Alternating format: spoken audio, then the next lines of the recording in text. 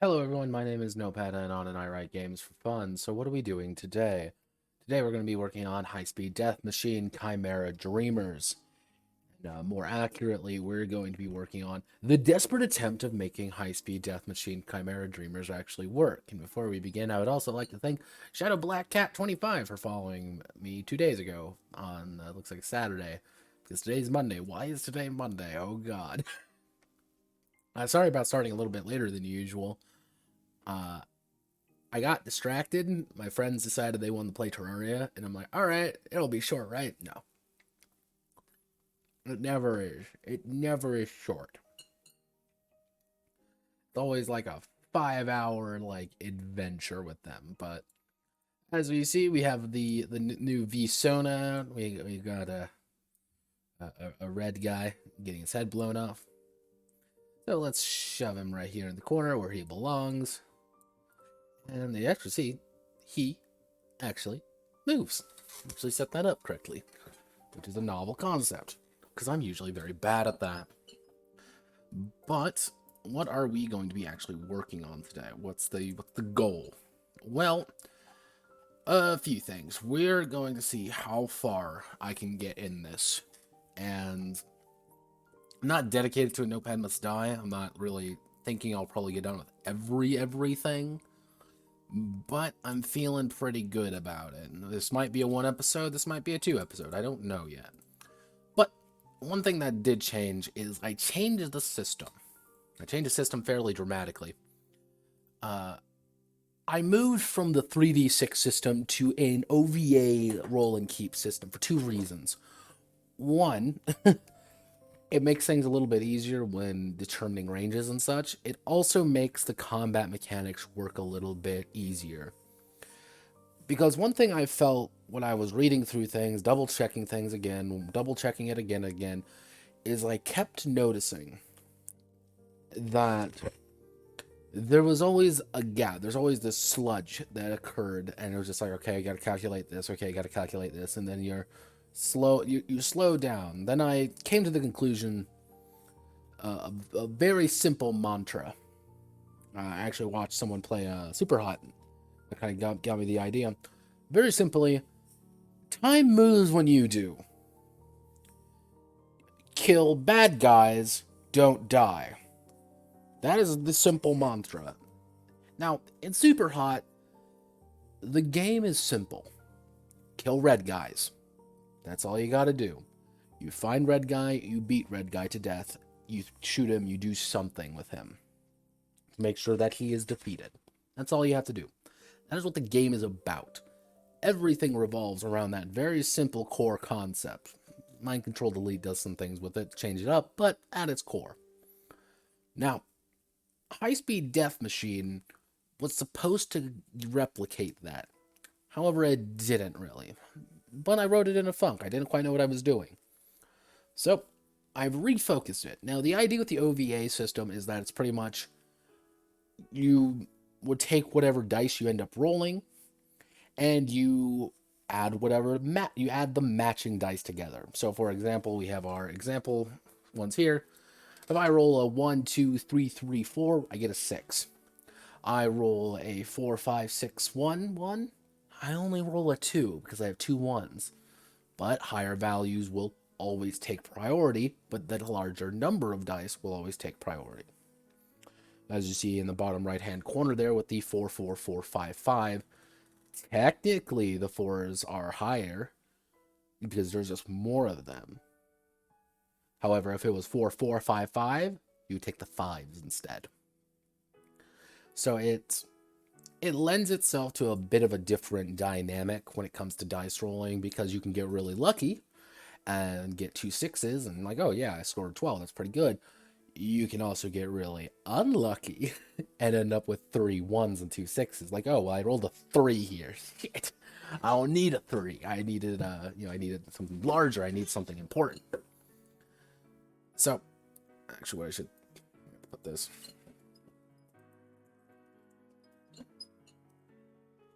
So, now, actually,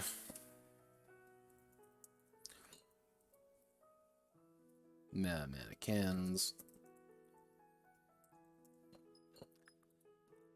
Now, one of the other difficulties that I was having was I couldn't find a good name for minions, mooks, or anything. Then someone proposed mannequins. What is a mannequin? It's a facsimile of a person. It's supposed to look like a person, act like a person, but it's just supposed to be reflective. And I think that really got the idea of being... As the Chimera, you are not thinking like a person. You are an engine. You are a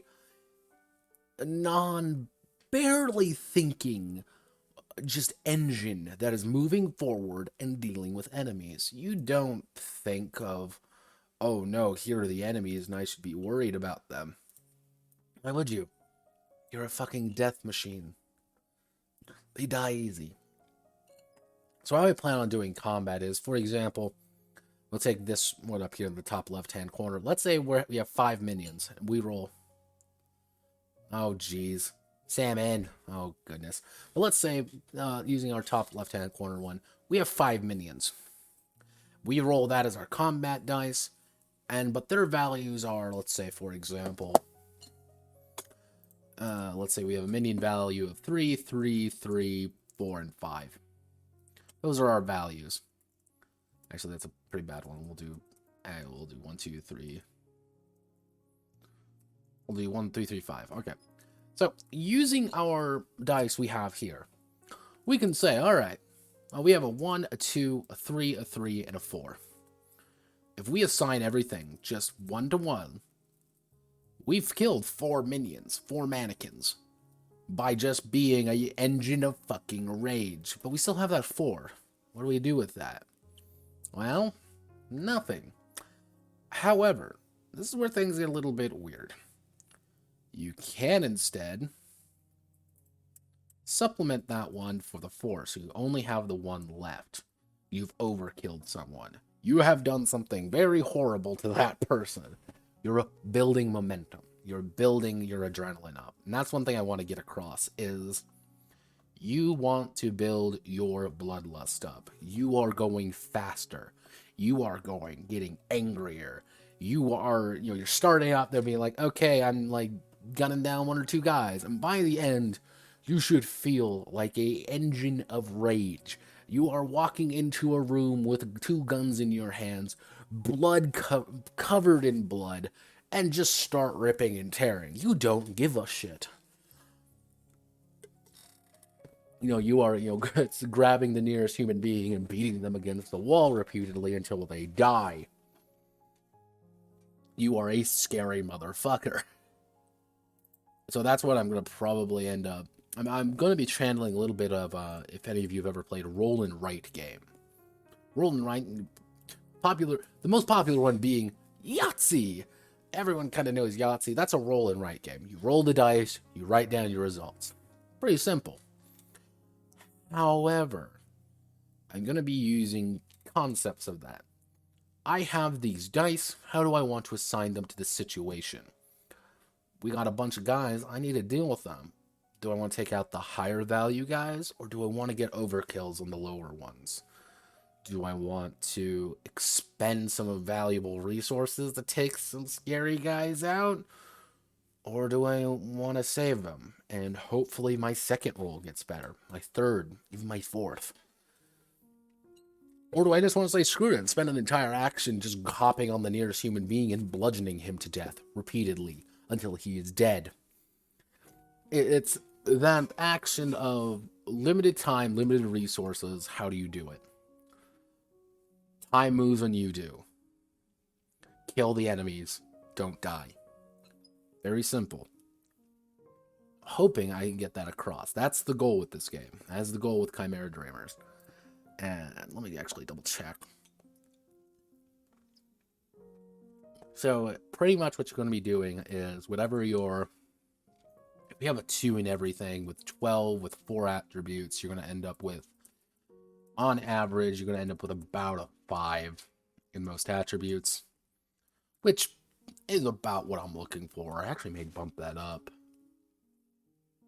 You know what? Yeah, I think I'm going to bump that up. I think I'm going to bump it up to try to get 6 across the board, because you are, as a Chimera, you're supposed to be stronger, better, faster, scarier, bigger. Oogie boogie, I am going to kill you and your family. Ha ha ha ha ha ha ha ha.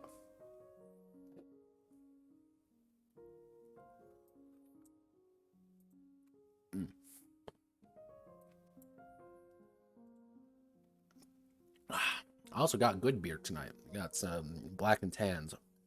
It's a porter. I love my porters. Let's see. We're just going to be going down. I think with the method of how I'm going to be using these, I think aggression, operations, shouting, and surge work a little bit more than I was originally thinking they were. So now we get to do these. We get to fix these up. And what I may actually do... So let's actually...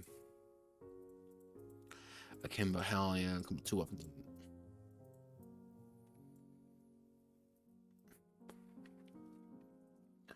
them. Akimbo Hellion. Comfortable.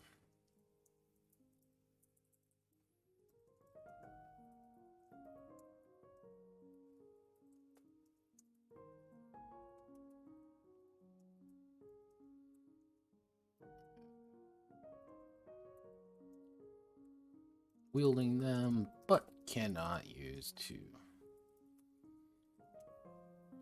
Pretty much how weapons are going to work. It's going to be a little bit different, but the exact same. Everything is going to have a value. It's going to be sword. It's going to be sword 3. And I'm going to roll my aggression plus my weapon value. And that's going to be my dice pool. And from there, I have to assign the dice that I roll. There's a chance I'm going to roll this. I'm going to roll 1, or I'm not going to get what I need. But that's the point. That's what I want. You're going to get lucky sometimes. You're also going to get unlucky. But as long as you're doing something, you are being successful.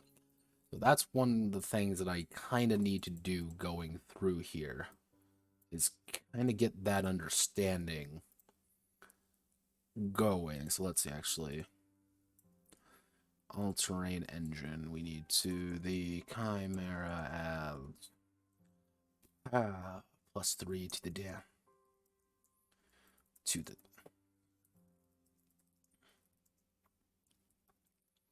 using objects or terrain.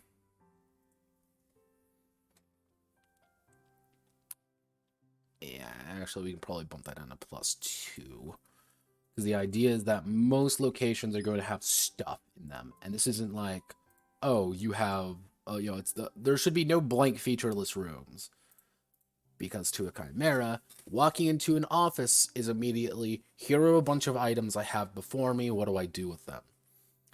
It's grabbing a pencil, jamming it in someone's skull, grabbing the stapler, beating someone over the head with it before grabbing the computer monitor and turning someone into a horrifying computer head before kicking them out of the window. It's just that engine of going forward and always using your surroundings. You want to use your surroundings because it's there. And if you're going for the all-terrain engine, you're going to be using those a lot. You're just going to be ripping through a location, doing damage, and hurting people a lot. So, let me see. I think I'm going to be doing this. 2-2, increasing their aggression and surge by 2, reducing their operation and shouting by 2. I should do more of these.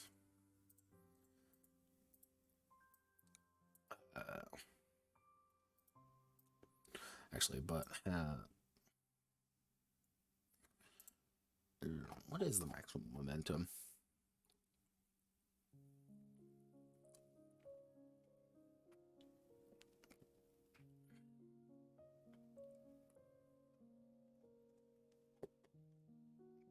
There is no maximum momentum. I need to fix that. All right, so augmented.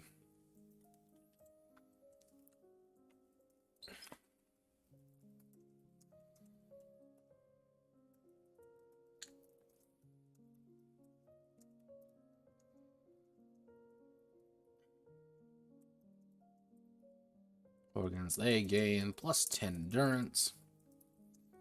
Have a maximum momentum of 8.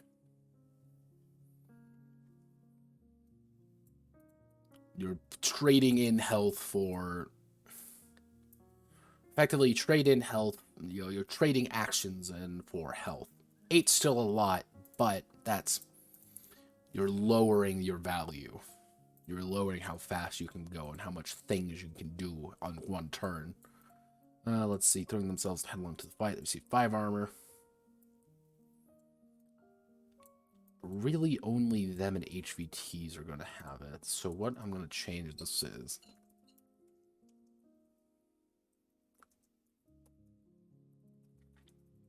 It is a psychotic monster.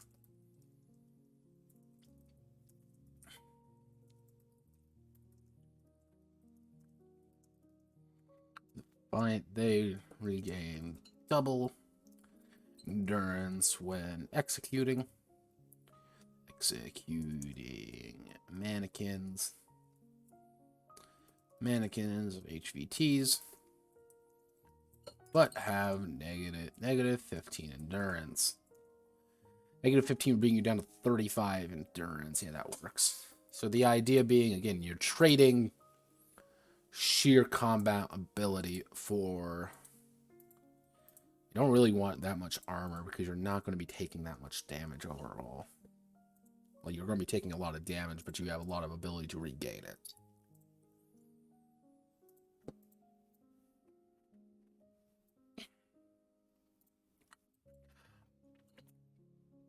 think I'm going to take away the concept of the in-combat encounter, because the idea is the entire thing from point A to point B should be the combat encounter. You know, you are doing a rage of destruction going from point A to point B. There may be lull points, but for every lull there is, you're just kind of, it's you moving to the next location. It's you moving to the next part to beat someone to death. I can actually probably implicate that. You know what? Let's do that. Online. Hello. Second set. Okay. The world slows down around the Chimera. Yeah, additional action.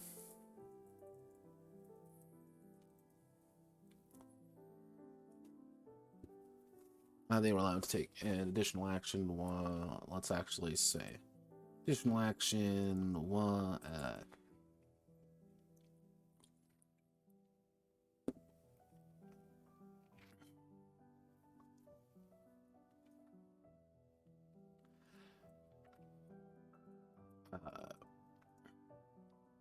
Able to take an additional action for every, wouldn't they say combat scene? But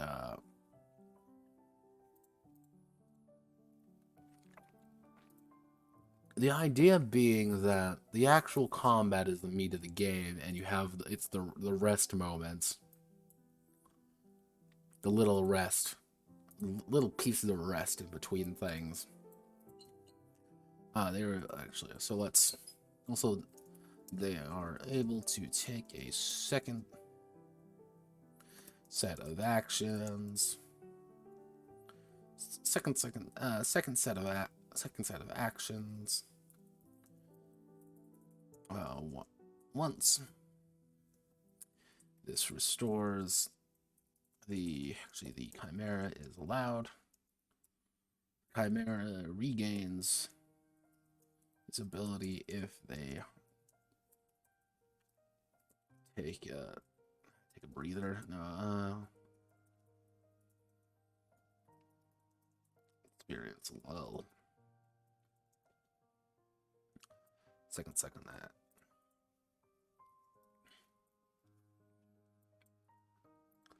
We use the concept of the lull. So if we want to put something in there, so what is a lull?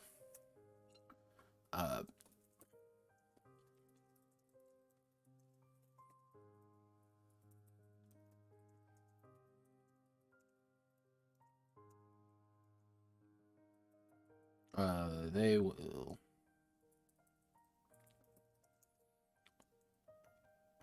What would be the best role?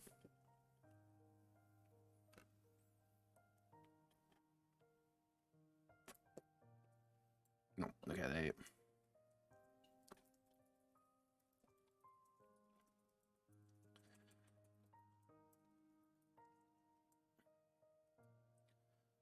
Actually, what are some break actions?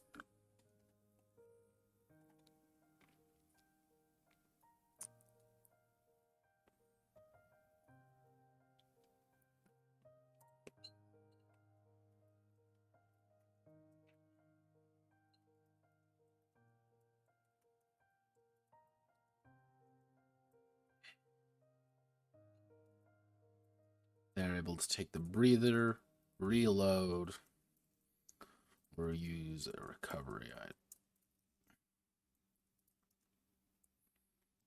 You coming without losing their momentum. So the idea being, you are.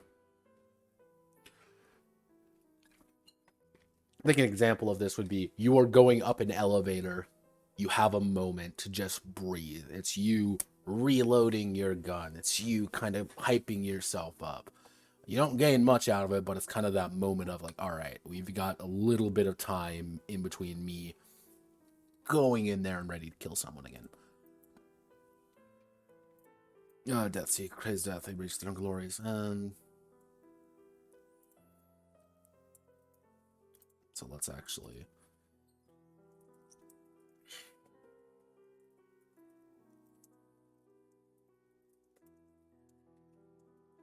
They're glorious. The Chimera gain a +1 to all weapon values. +1, a +1d6 to all actions. For every 5 endurance they lose, they can only regain endurance.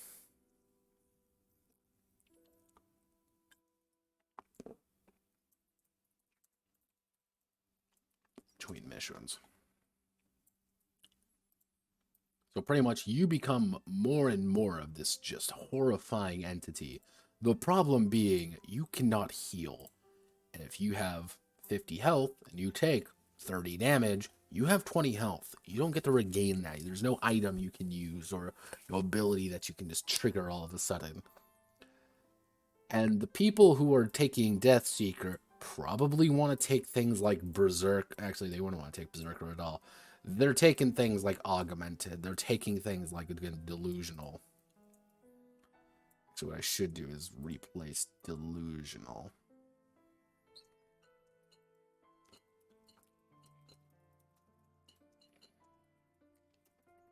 Surrender to their madness.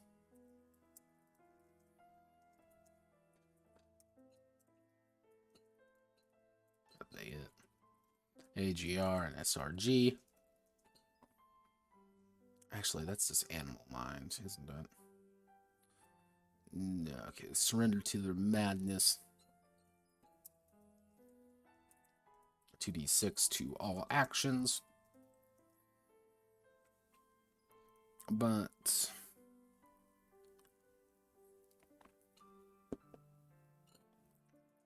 is a but cannot properly socialize. Cannot properly socialize or in complex thought. This is I am literally a delusional psychopath. Actually, let's see.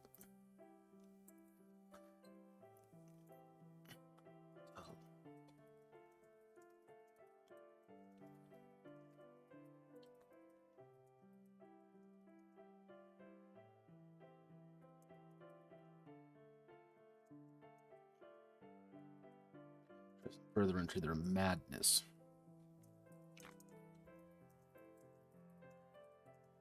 To their operations and shouting.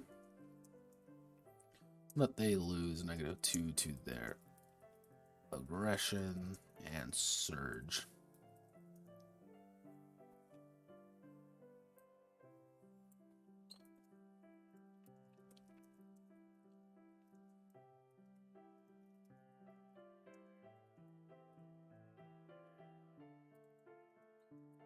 We'll make that the Bizarro Animal Mind. As a delusional psychopath, you literally do not have the ability to understand what you are seeing is not real. However, you pretty much are too busy listening to the voice.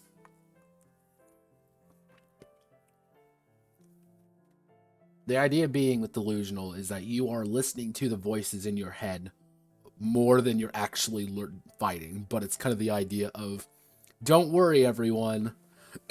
Don't worry, everyone. The voices in my head absolutely know how to fix this situation. Being like, what do you mean? Like, don't...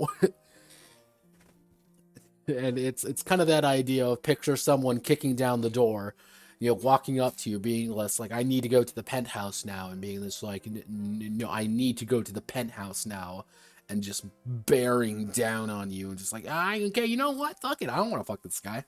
You're a delusional psychopath. All right. Actually, with Fists of Fury, I know what I want to do with you.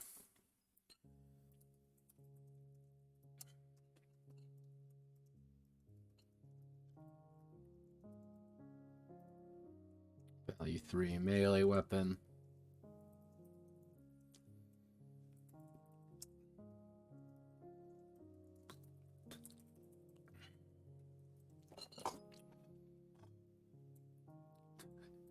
Yeah, actually, if we're doing that, we want to do value 5. You cannot use other weapons. However, your fists are pretty much on the on, you know, they're stronger than most people.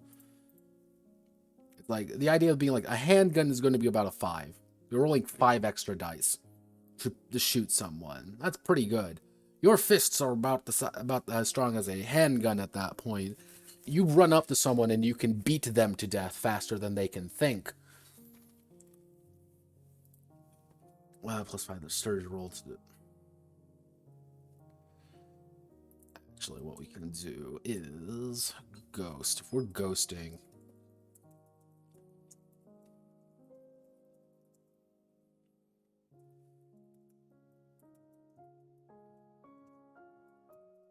silent bloody specter.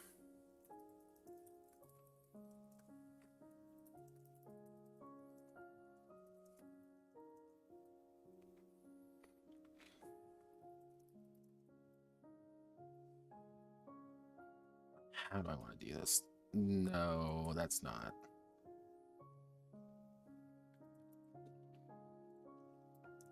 Let's see. So, actually, what they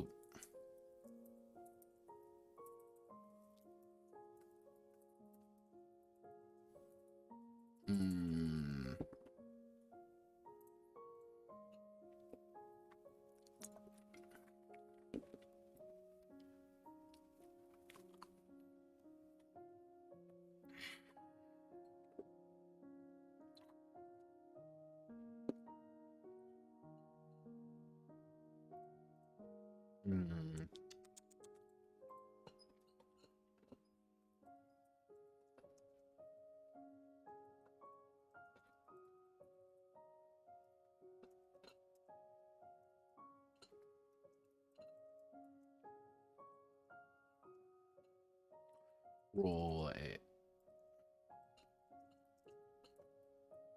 They're allowed to.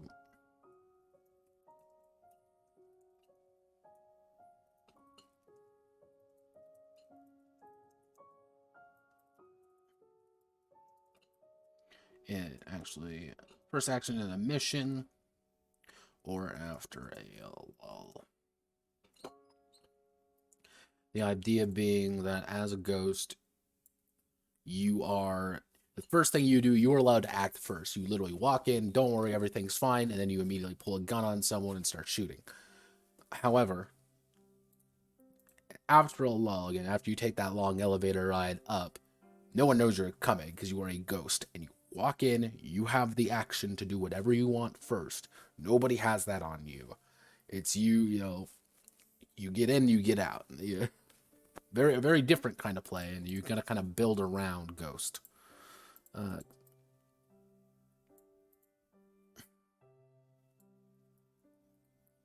Actually, if we were gonna, I kind of with Barbarian, with Berserker, so let's see.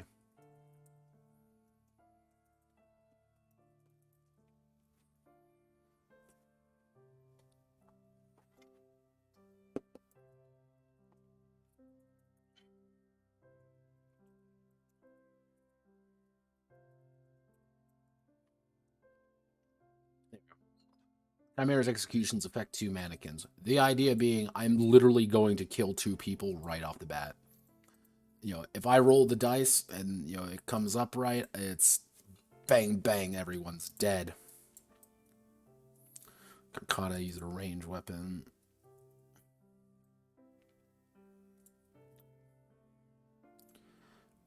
Let's see. Let's see. The Chimeric.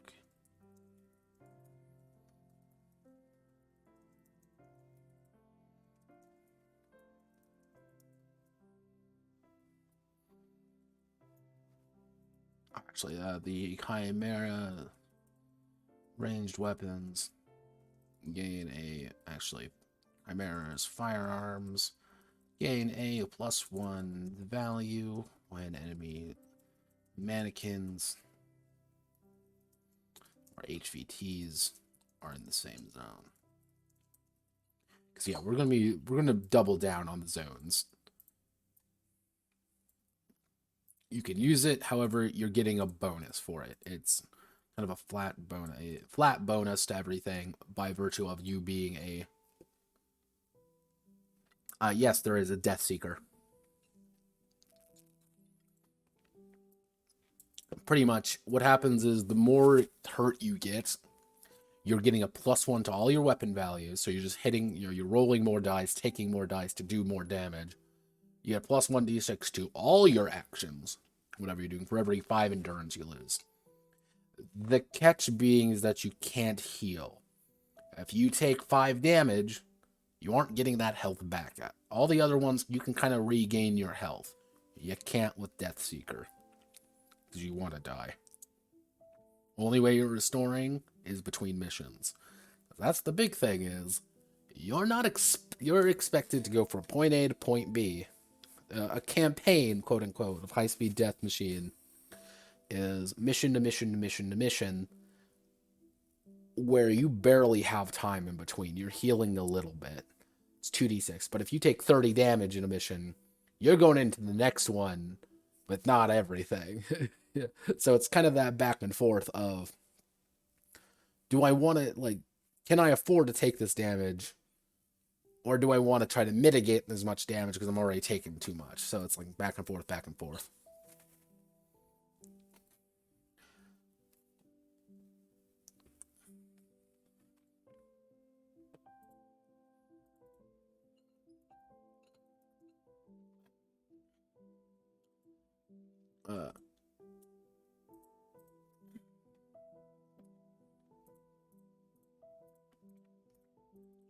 Not a certain damage, high value target in the zone. High value hunter.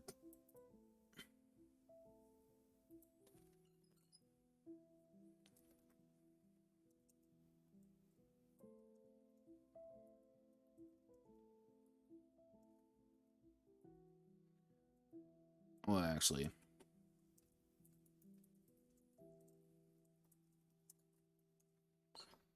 you're just doing a little bit more damage. So let's see. Hotline Miami. The Chimera started 2 momentum at the start of every combat encounter. So actually, what we want to do is change that. Hotline Miami, the goal is go fast, keep hitting people, but you're a little bit weaker. So we want to do.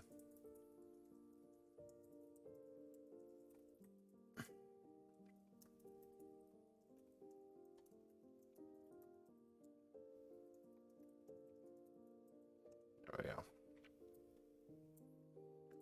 So if you're at 5 momentum, experience a lull, you're going to have 6 momentum when you burst out, because again, you're just going that damn fast. But they have -15 endurance. Hi Travis, touchdown. You're probably, I'm going to switch you out. You're probably going to get something else.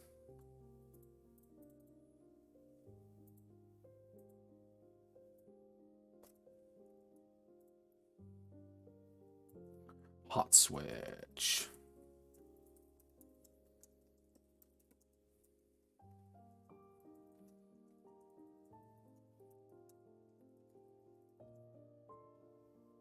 Immediately kills a mannequin they are disarming.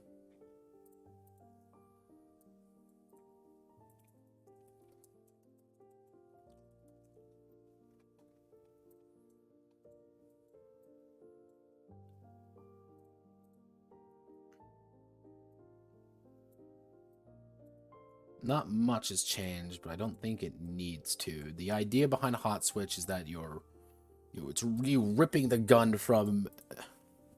So you ripping the gun from a minion, having them be like, "What the hell is going on?" You beating that minion to death with said gun. It's you taking a knife away from them and stabbing with it, and them real fast with it. That's the hot switch. It's the back forth real quick. But again, it's like you have to be close to them to do that.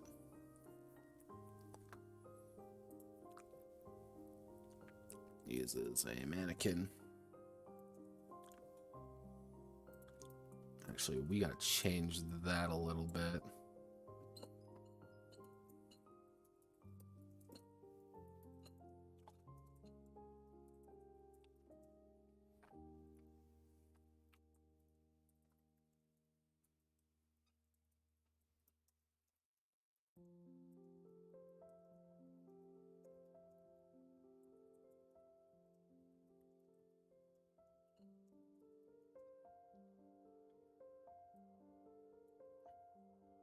Same thing, just wording's a little bit different.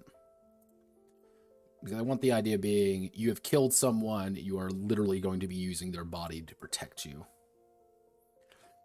It's bang, bang, grab them, and then use them. You know, they absorb the shots a bit. The idea, because endurance is not necessarily just strictly meat points, it's just how tired you're getting. You're fighting 16 dudes at once. Inevitably, you're gonna get winded. Actually, what I should do.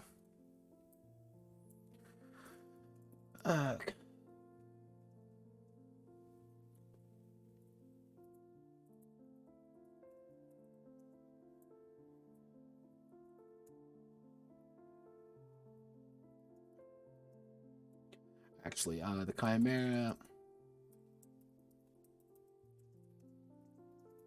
Their empty firearm.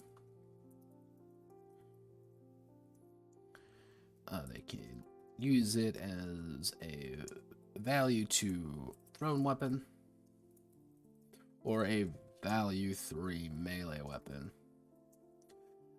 Bang, bang, bang. I've expended all my pistol ammo. I'm using it around, and it's, you know, Joshua Graham's pistol weapon 45. And, you know, I'm just going to keep beating you to death with it. Or it's the, okay, my shotgun's out. I'm going to yeet my shotgun at you at high speeds, then jump on you, and then punch you to death. It's the, oh no, I'm being hurt. Please stop hurting me. I am on fire now. So... Stim dot regains 5 turns every time they achieve their adrenaline shot. Unmaker Rage allows them to use them 3 times during a mission. The adrenaline shot cannot trigger naturally. Okay.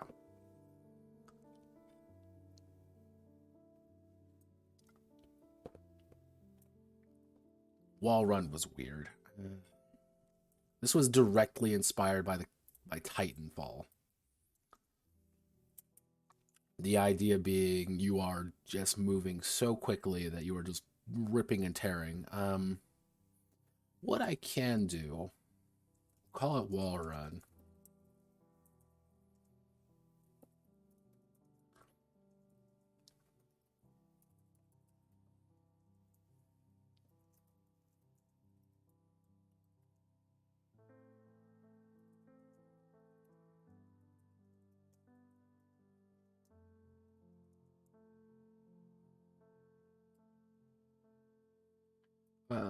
Let's see, yeah. Allows them to...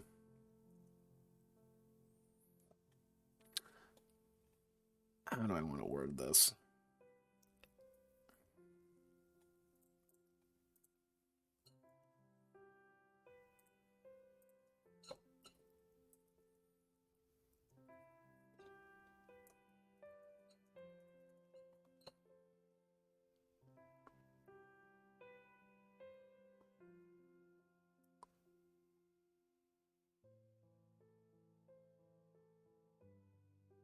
What am I looking for?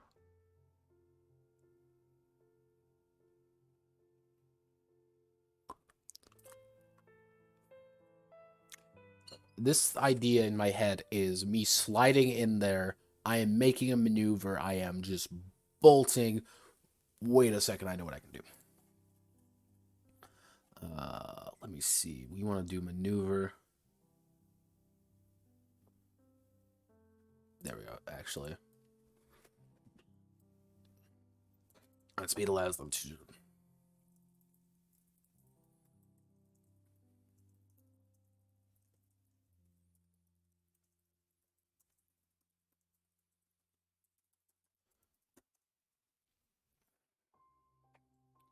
So the idea being, like, if there are enemies next to you, you gotta fight them. They're right next to you. They're attacking you. You got to kind of maneuver around them and, you know, defeat them or whatever. Wall Run pretty much allows you to ignore that rule and just go to another zone. It's you sliding out of the way and you shooting behind you and shit, like fucking John wooing your ass away. Let's see. I do still need to expand some of the map concepts. feel like there should be another one. What do I want to do?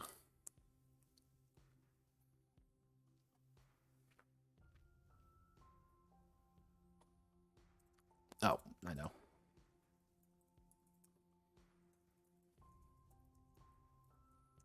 A woo dive.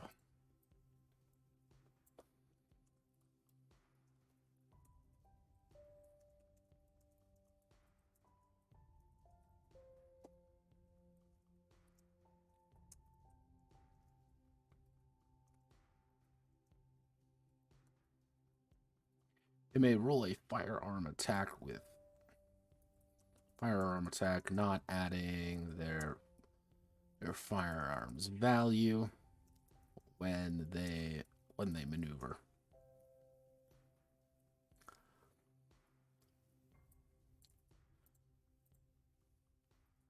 The idea being it's more traversal. It's more things to move around and do things. That's what we want. We want people to do things. And I feel like I'm missing something because so far we have, let's see, 1, 2, 3, 4, 5, 6, 7, 8, 9, 10, 11, 12, 13, 14, 18, 19, 20, 21, 22, 23, 24, 25, 26, 27. So, in theory, we have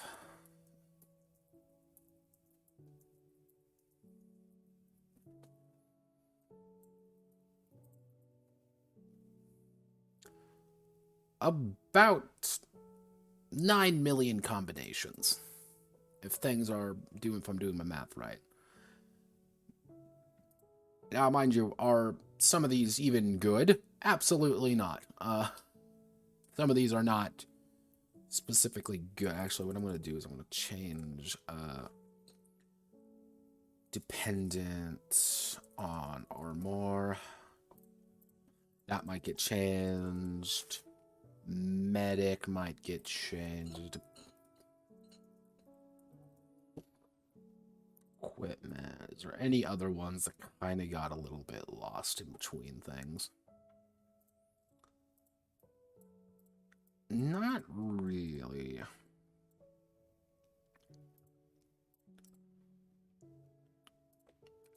Action dodge and action reload may get a change. I really don't think there's that much that needs to be done. Alright, so we're going to be changing this entirely. Very good idea, very bad execution. So, the Chimeras.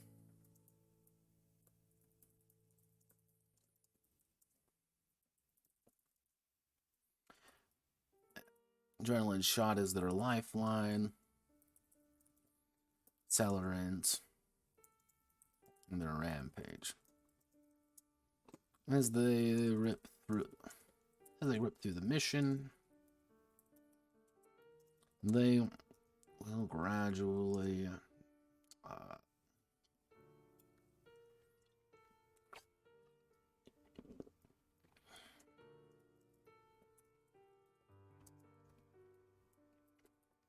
their adrenaline shot.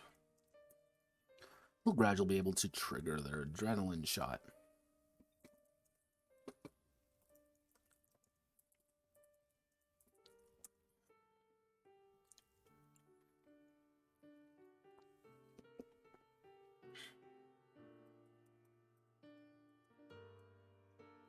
So what do I want to do?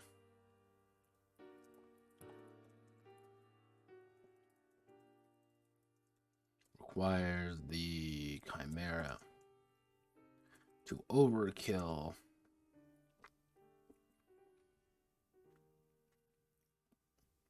Each adrenaline shot requires the Chimera to overkill mannequins.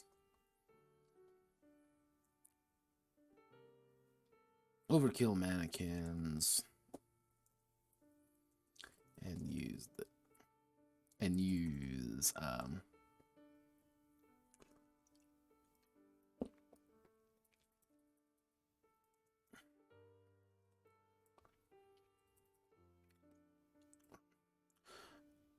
requires each adrenaline shot requires a Chimera to gain focus. Focus is actually gain bloodlust. Bloodlust is gained by either using unused dice, unused values in combat, unused dice, using half the value of unused dice, rounded down,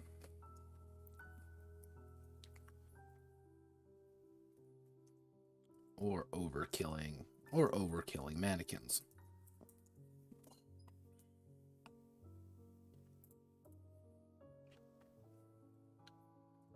Requires to gain a bloodlust. Bloodlust gained by either using half the value of unused dice. So let's. I need dice. Where's my dice? All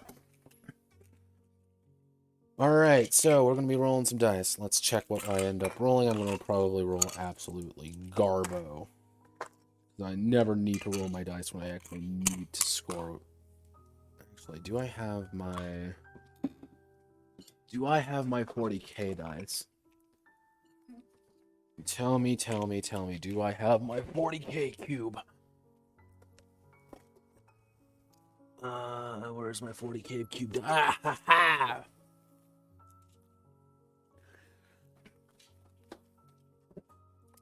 Got it. Knew I.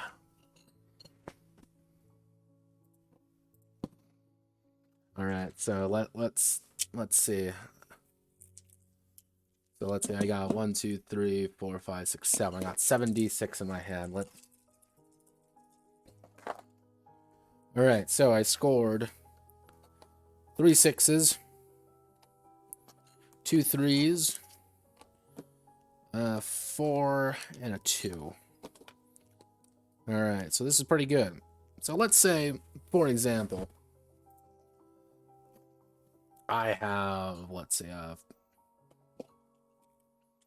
get some dice. Oh, that's too many dice. Too many dice. Well, let's see what minions were. Fuck me, I guess. All right, okay, we're going up against something pretty decent. So, okay, cool. We're dealing with 4 5s, 6, and a 4 value minion. Currently, I rolled a 6, 6, 6, 4, 3, 3, and a 2 for my dice. So I'm thinking, all right, I gotta take some people out. I'm gonna take out that 6. I need to take out that 6 right now. All right, so and you know what? I'm thinking I'm gonna take out one of those. I think I could. I'm gonna take out the 4 with my 4. I think that's a good idea. These dice not useful to me right now, but let's divide them in half. So right now I have gained pretty much 3 bloodlust from just sacrificing these dice. I'm like, all right, I got 4 minions, I got 2 dice. So I'm going to take out 2 of them. They're going to take out my 2 dice here. I'm going to gain 2 additional bloodlust because I overkilled them by 1. That was a really bad roll. You know, every time I need to roll something important, I always roll like exactly what I don't need. You know, this even goes for me like playing regular game. My players know that I will never roll what I need.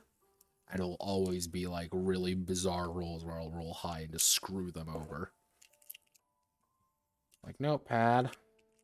Why'd you kill us all? Being like, I didn't, the dice did, I swear. Please. I'm not a bad GM. Yeah, the little 40k cube. I've had this 40k cube for like ever. It's just a shit ton of dice. Little itty bitty d6s. Yeah. And I am actually out of beer. Actually,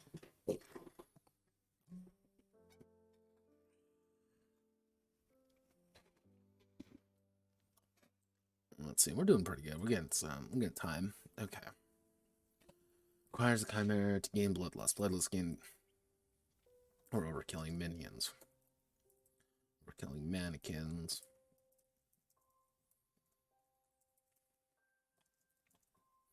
When the... Then Bloodlust. Their adrenaline shot triggers.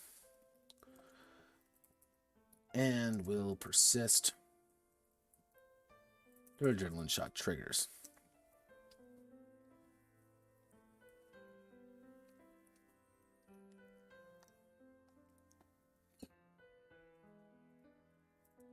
Every adrenaline.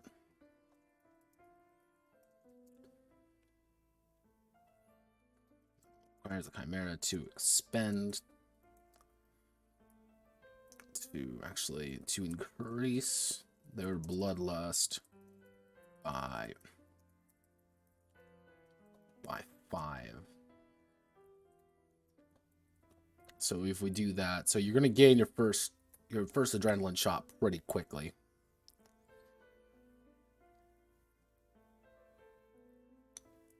But it's going to be harder to get it later on in the mission, so,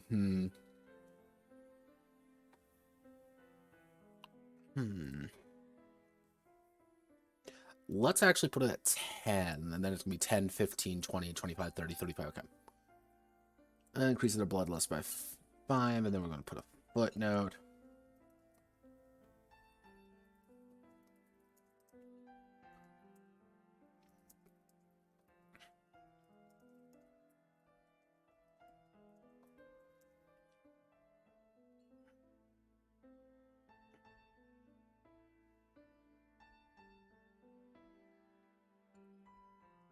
Let's see, all bloodlust is expended.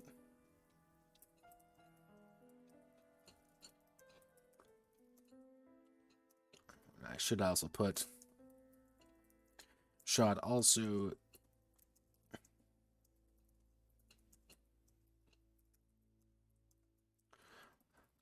does not care when or how it is triggered. Simply when. Simply if it is triggered. Now, what does this mean? This little line I put in the end here. What this means is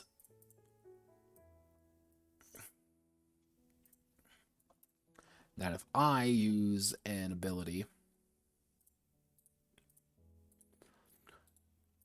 that if I don't time things right, or if I roll poorly, something might happen where I don't actually get my, it's like I trigger it wrong. And it's like, oh, well, I triggered right at the end of my round, and then I suddenly am, get shower of, it's like shower of blood early. Like, oh no, I got shower of blood early. I ate all my momentum. Shower of blood's really good because you can restore a lot of HP real fast. The problem is if you triggered that wrong at the wrong time, you're fucked. Let's see. So let's our beast mode. Enter monster. They double all their damage and deal and add +1 momentum.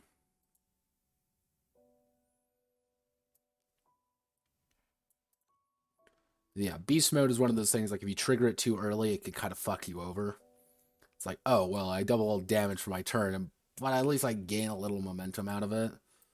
Blood pumping nightmare fuel, they double their current momentum. Trigger it too early, you have like 1 momentum. Congratulations. You have 2 momentum. Trigger it at the right time later on, and it's like, oh, well, I have 4, I now have 8. It's like I'm triggering this further. I'm going faster, just when you hit a lull suddenly, it's like, oh, well. You're more encouraged. You start using break actions. Yeah. Blood red, berserk, lashing out all enemies.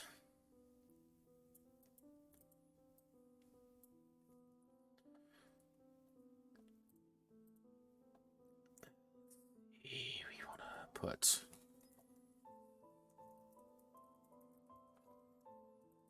roll aggression plus shouting. Actually,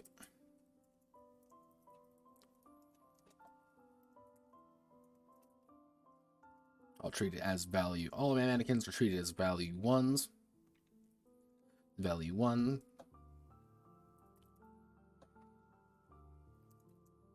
Until the end of the turn. Ordeal.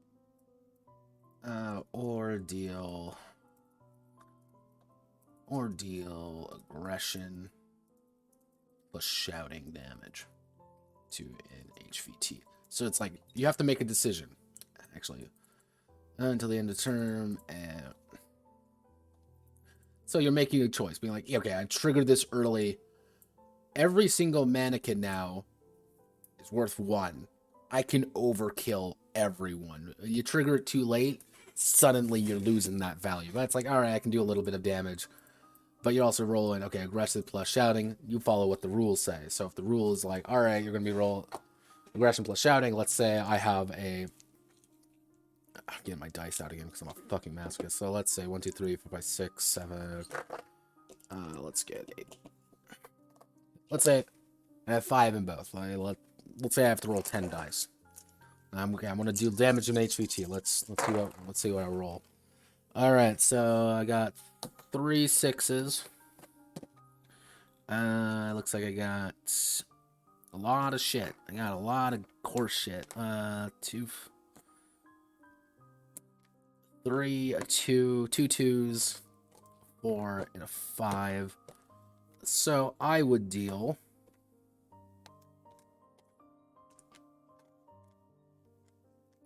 I would deal 18 damage. That's just that's how much damage I would deal because I rolled 3 6s. 3 plus 6 plus 6 plus 6 is 18. However, if I rolled, let's say, 4 1s, I would deal 4 damage. You're taking a risk. That's the kind of the risk with Blood Red Haze. You can win big or you can lose big. So it's a risk, but it's also something that you want to trigger, and it's useful. It's like, hell yeah, doing a lot of damage.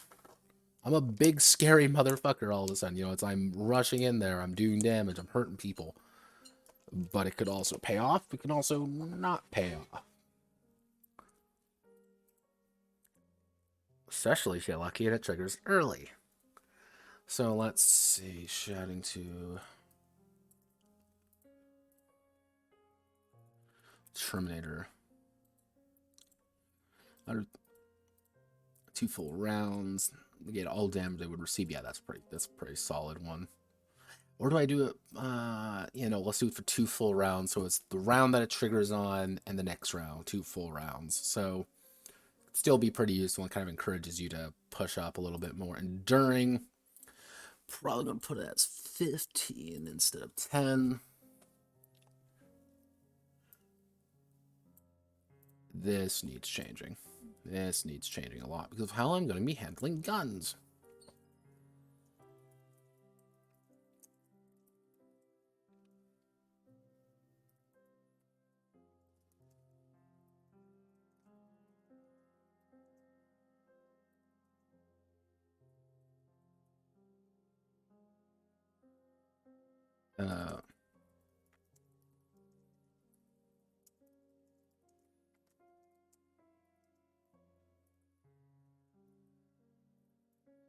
Chimera will consume only 1.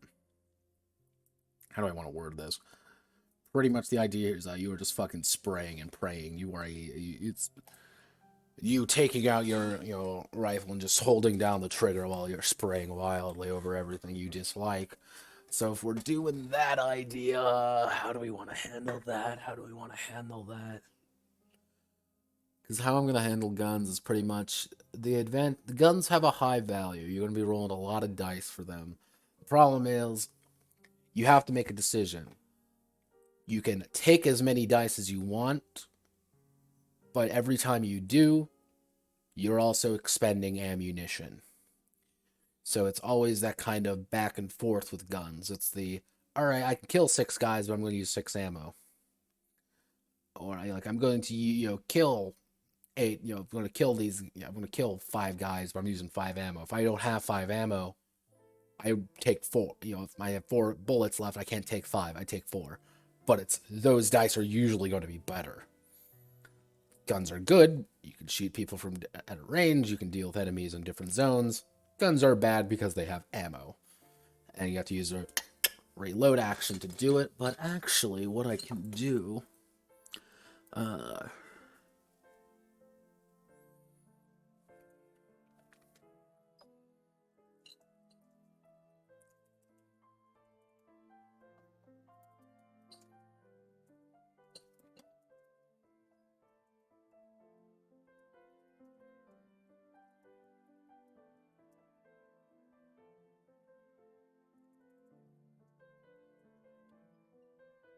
we use this idea. Free action and does not lose momentum.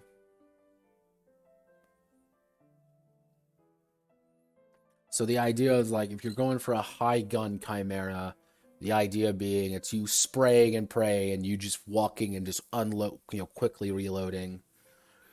Like you're not even paying attention really. You're just bang, bang, bang. Very good for a high. Wait, why do I have like a 700 fucking bit rate? Hold on. Hold the phone. Hold the phone. Wait a second.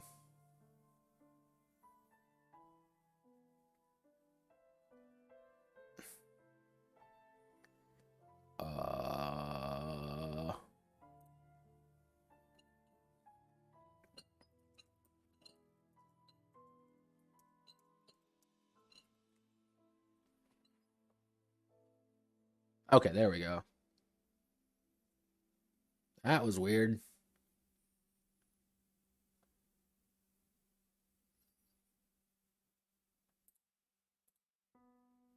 Why were you doing that?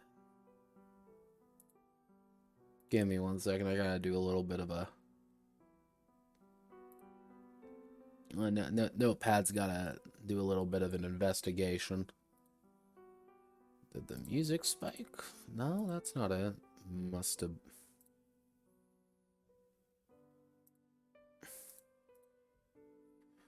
Give me 1 second. Gotta... Yeah, that's fine. That's great.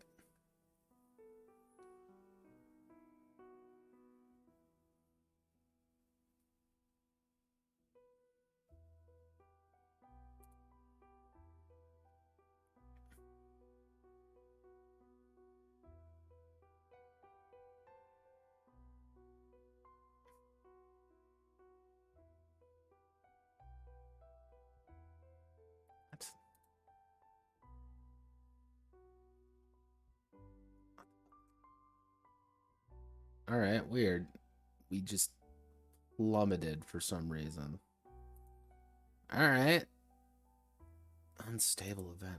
What is this unstable event? Why did it do this?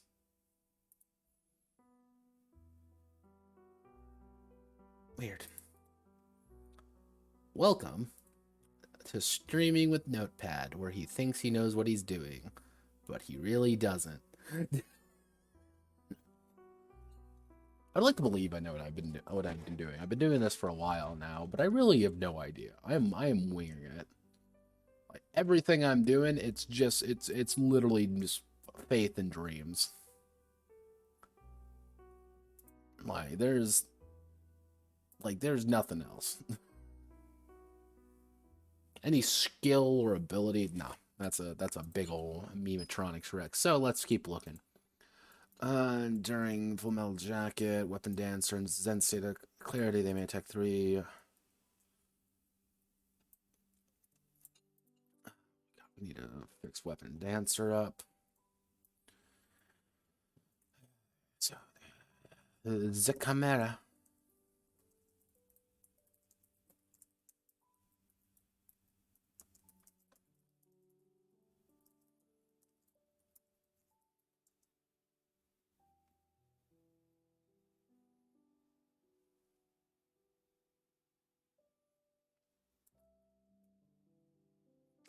die combat dice can be assigned to up to 2 mannequins. Can be assigned up to 2 mannequins. So pretty much you can overkill someone twice. Or double the damage to a HVT for the round.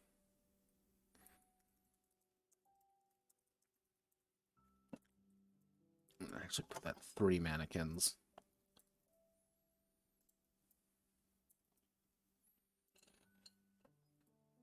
The idea with Weapon Dancer being that you are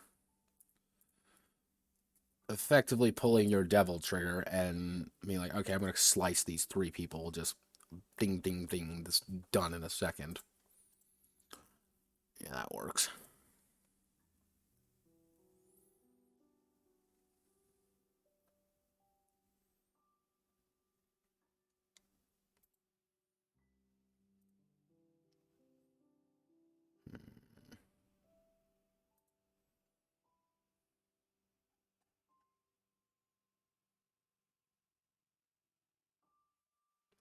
What am I looking at?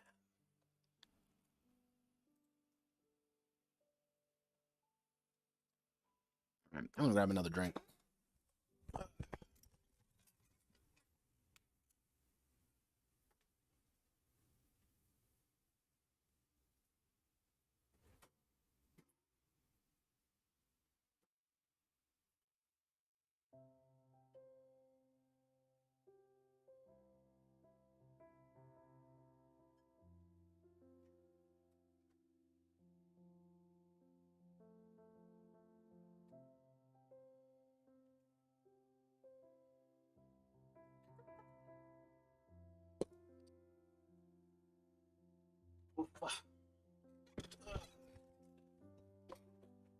There we are. Hello, I am back. I am alive. I'll take my gamer boy street cred. Oh god, that feels good. Damn, foot's itchy. All right. And actually, what we can probably call this is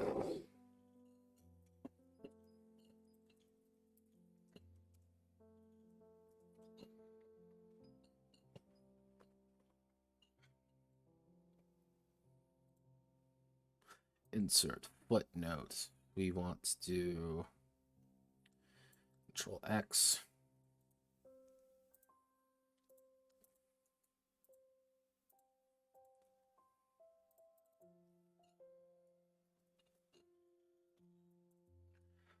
All blood must be expended when the adrenaline shot is used. Beast mode. Perfect endurance dying. Pulled through anything possible. Odds walk off. Debilitating energy. Some wounds do not regenerate while on mission. Mission receive +2 endurance, +2d6 endurance back. This needs to get changed.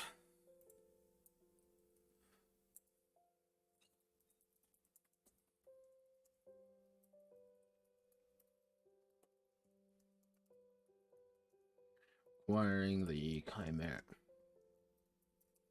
Use actions, resources. These actions, resources to restore them to keep themselves up.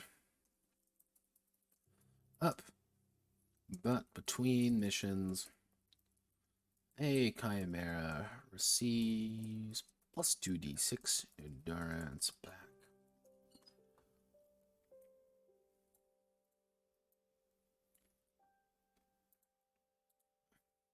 It is reduced 0 endurance. Next successful attack against them will kill them. However, they will immediately trigger their adrenaline shot in the second wind. If they have already used their second wind or restored no endurance.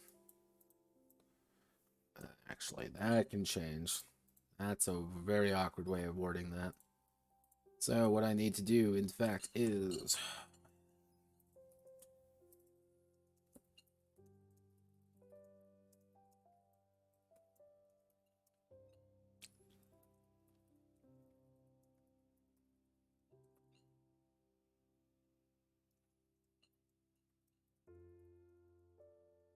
and have a single set of actions to restore at least 1 endurance. If they fail to restore endurance,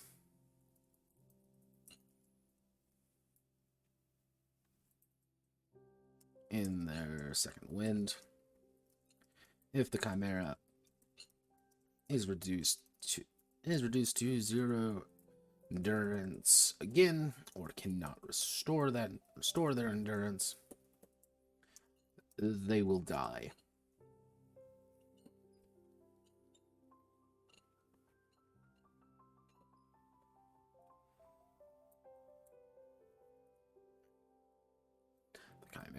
The Chimera is killed. The story is over. They have failed their mission.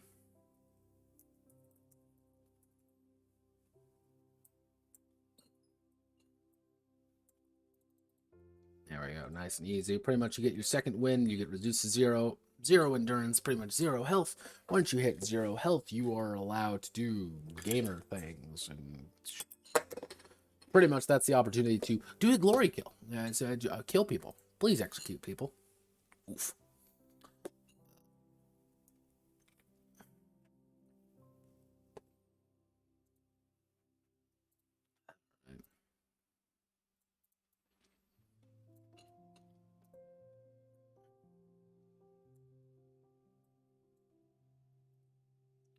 We actually want to put in...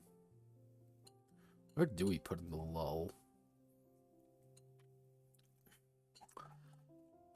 We can actually put that in combat. What we're going to do...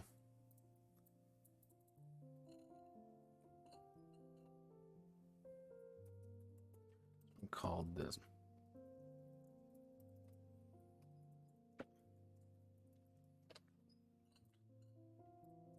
So, what we're going to do is we're going to instead refocus this section.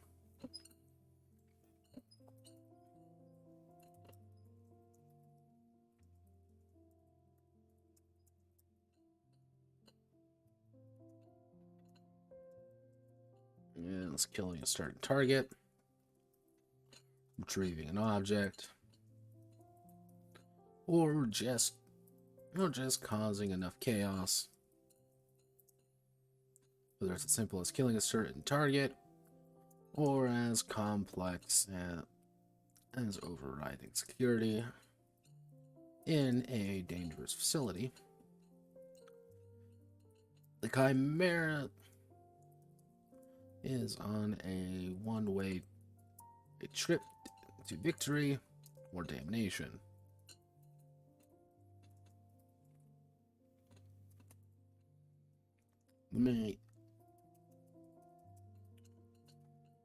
Missions are divided into two main, into 3 main sections. Into 3 main parts. Missions are divided into 3 main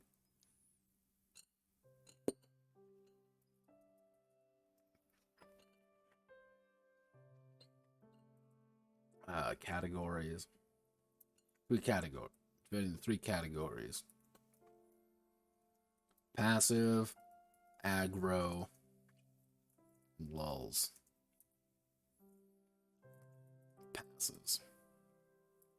Passive. During a passive section, missions are divided into 3 sections. Passive, aggro, and lulls. During a passive section,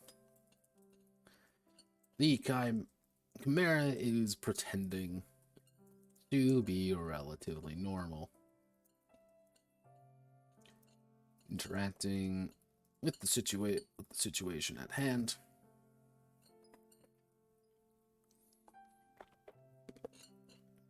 and trying to find out what they need to know. It's sneaking into a location. It's entering the party. Or simply parking their car in the right place.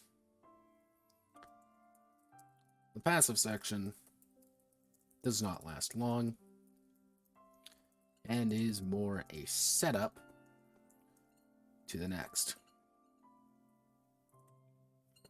Blood trail. Okay, that's good. Huh, weird. We want to do...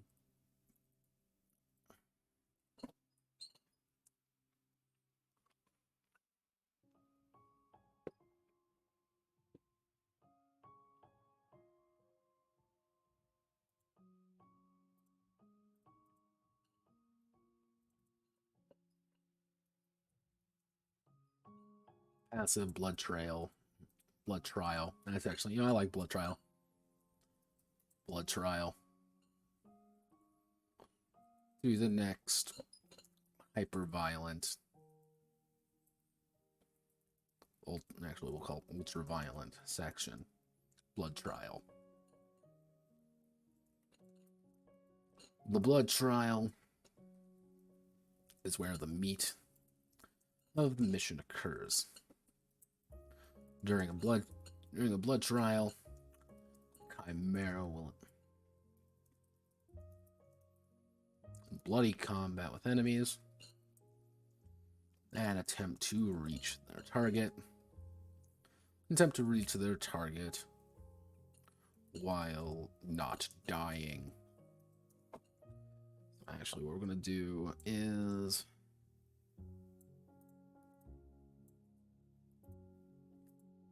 we're going to put this right here. To put this right here. And we're now going to get rid of all of this.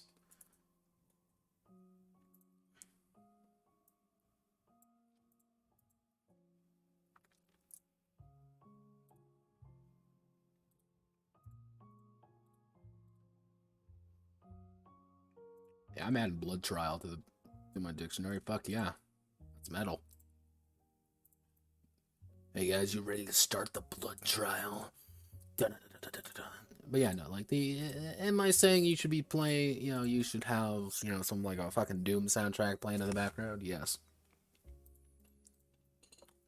So next we get to move on to blood trials. Heading to where the meat of mission occurs. During a blood trial, the Chimera will engage in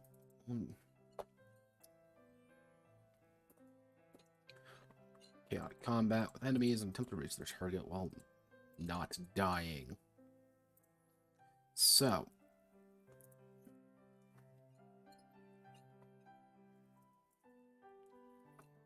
as a kind of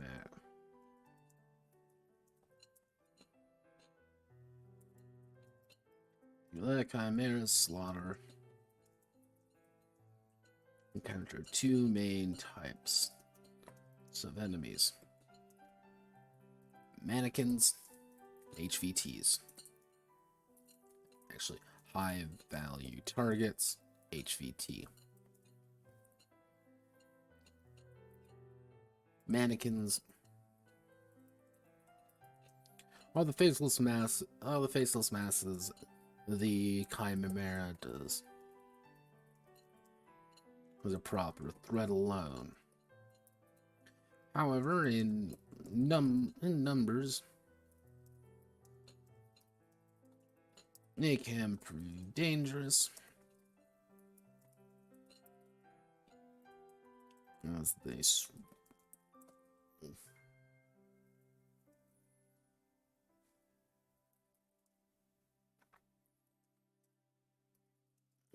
with the intent to bloody them.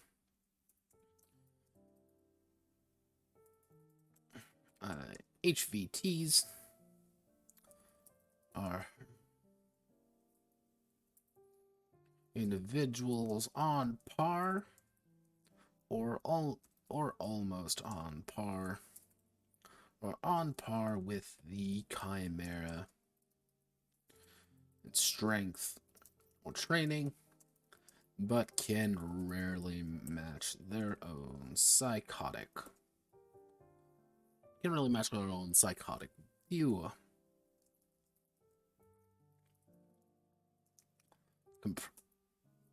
Comprised killers.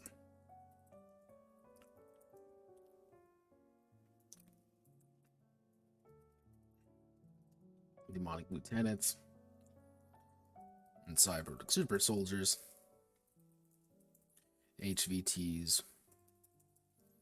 It'll test speed and ability.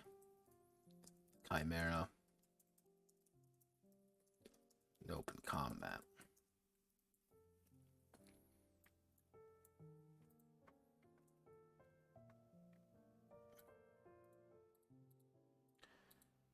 So what we can do are do something like this. Give mannequins their own thing, and we'll put HVTs on a separate page, with the idea being they're right there.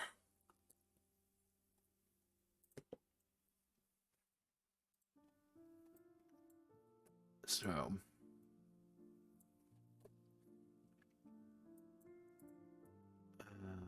let's see.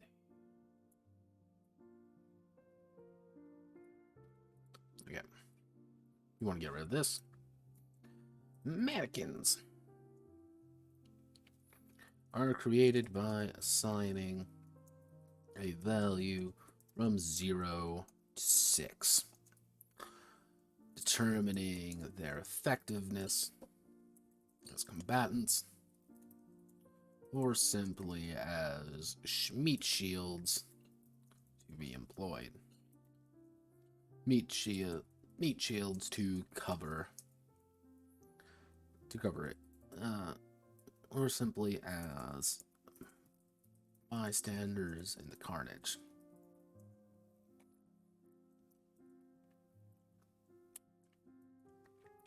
A Chimera must roll their combat. A Chimera rolling their combat dice simply must assign one of their die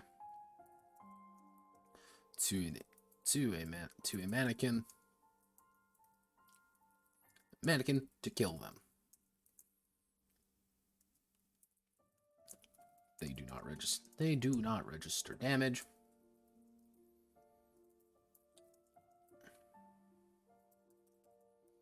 Once defeated, the mannequin is unable to retaliate. Either because they have been brained, crushed, eviscerated, shot, or simply disabled permanently.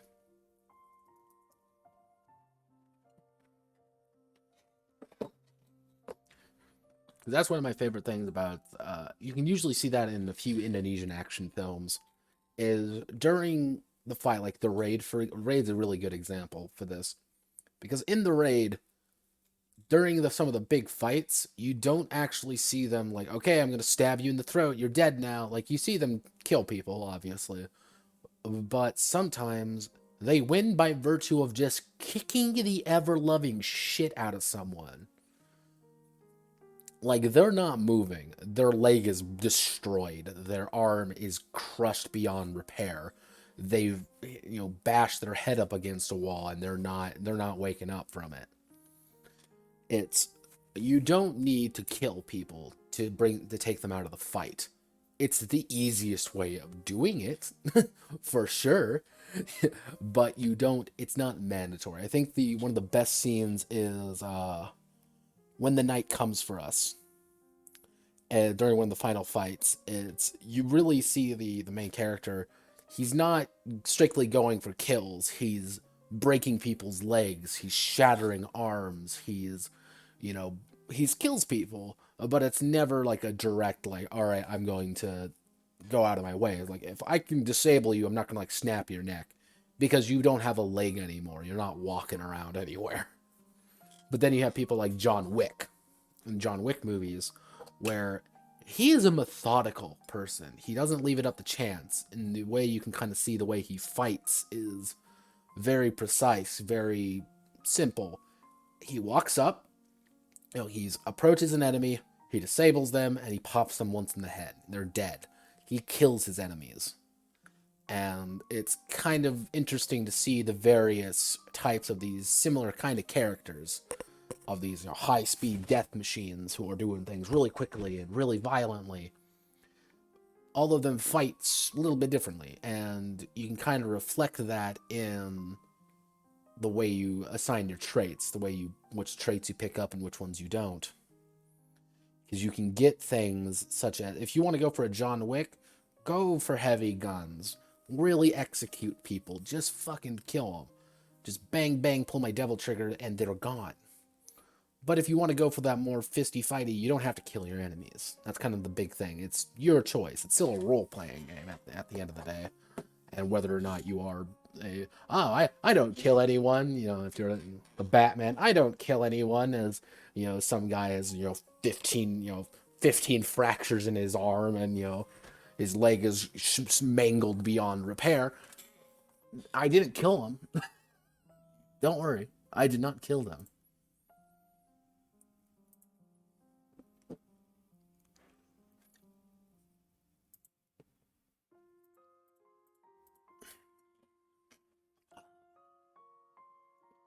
At the end of the Chimera's turn, any mannequin with a melee weapon, any mannequin will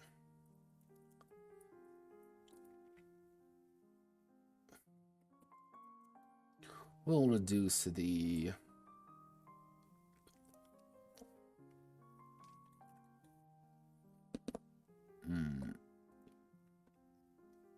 let's see, any mannequin will reduce the Chimera's endurance by their value. Mannequin has a ranged weapon. They can do it from a separate zone.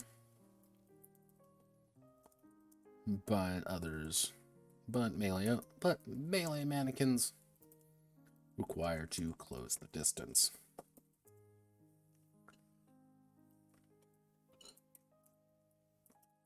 Melee mannequins will attempt to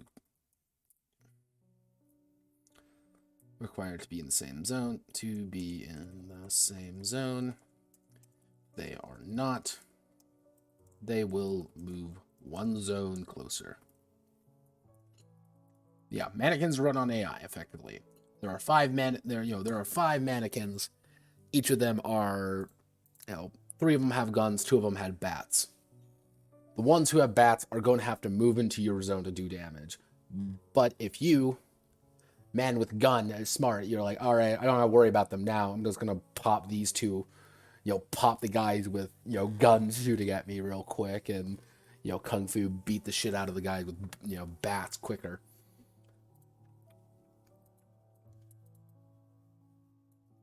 Now, let's see. And what I should do...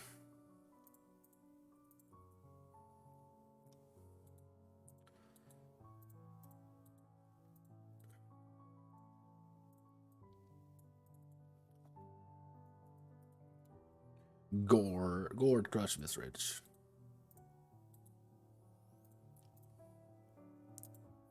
And I'm actually going to put a side note in here real fast. Side note.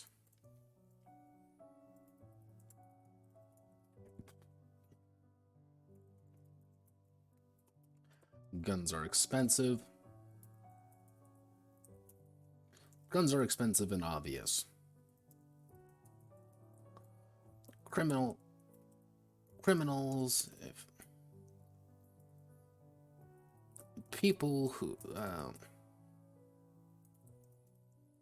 to remain on the down low, will probably employ fire. Will probably employ conventional weapons rather than actual. We'll probably employ conventional weapons rather than actual firearms, because why waste guns? Why waste ammo? And we don't. Hello, phone. You don't want the cops to show up.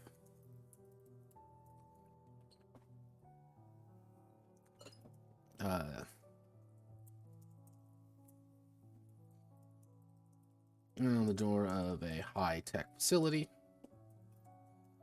then most security may have firearms. Play it by ear. Play it by ear. You know what. No, hello. Know the situation the Chimera is entering. Otherwise known as the. Just know it's like, don't think it's like entirely unrealistic for people to use melee weapons. Hell, the raid. That's one of the cool things about the raid is that there are very few guns in the raid, actually. And what guns are employed. Oh, nice.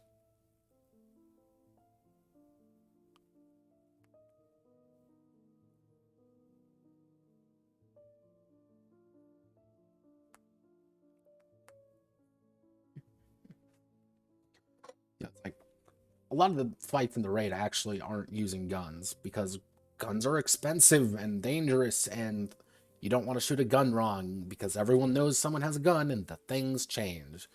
And when someone does pull out a gun, it's very important. As a Chimera, you can take a bullet to the, bullet and not really give a shit. Yeah, because you're not really caring.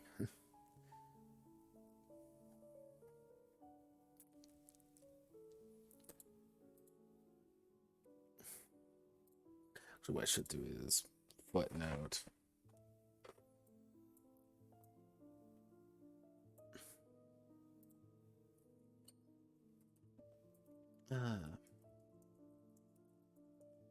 As a side note, isn't strictly meat points. It's fatigue and wear. It's fatigue, wear and tear, and meat points. And meat.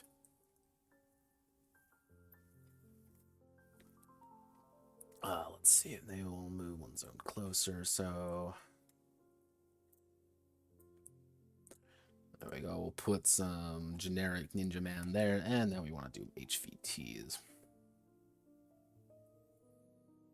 Like real. We want the. An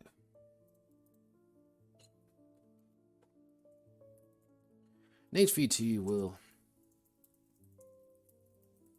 endurance and a number of Chimera traits associated with them.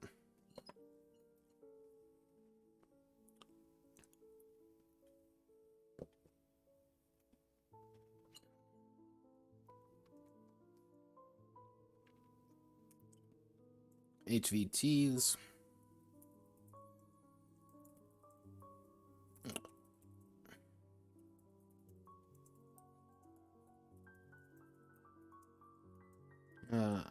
outside simply.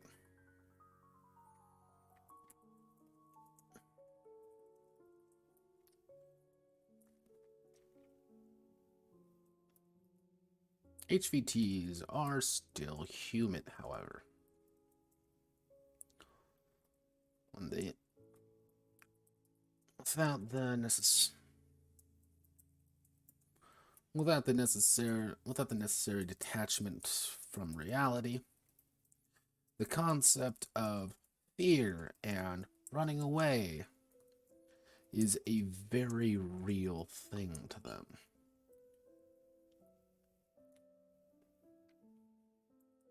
Sometimes terrifying.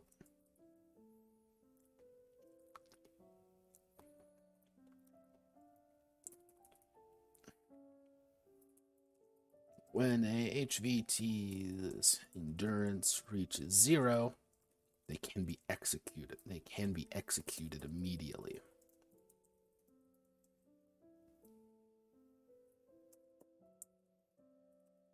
They can be executed immediately.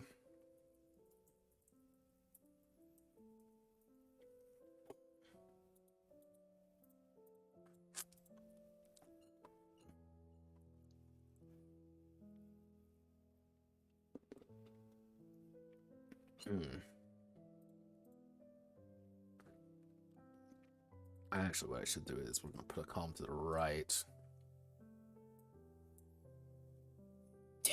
Hello, phone.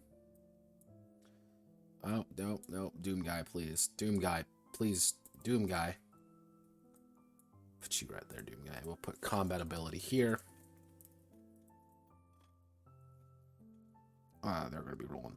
They're going to be rolling 3, 4, 5, 6, 7, 8.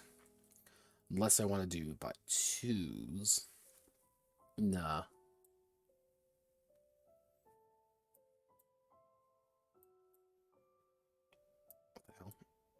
What the fuck a doodle do? That was new. Okay, so associated with them. The final major part of a HVT, up in HVT.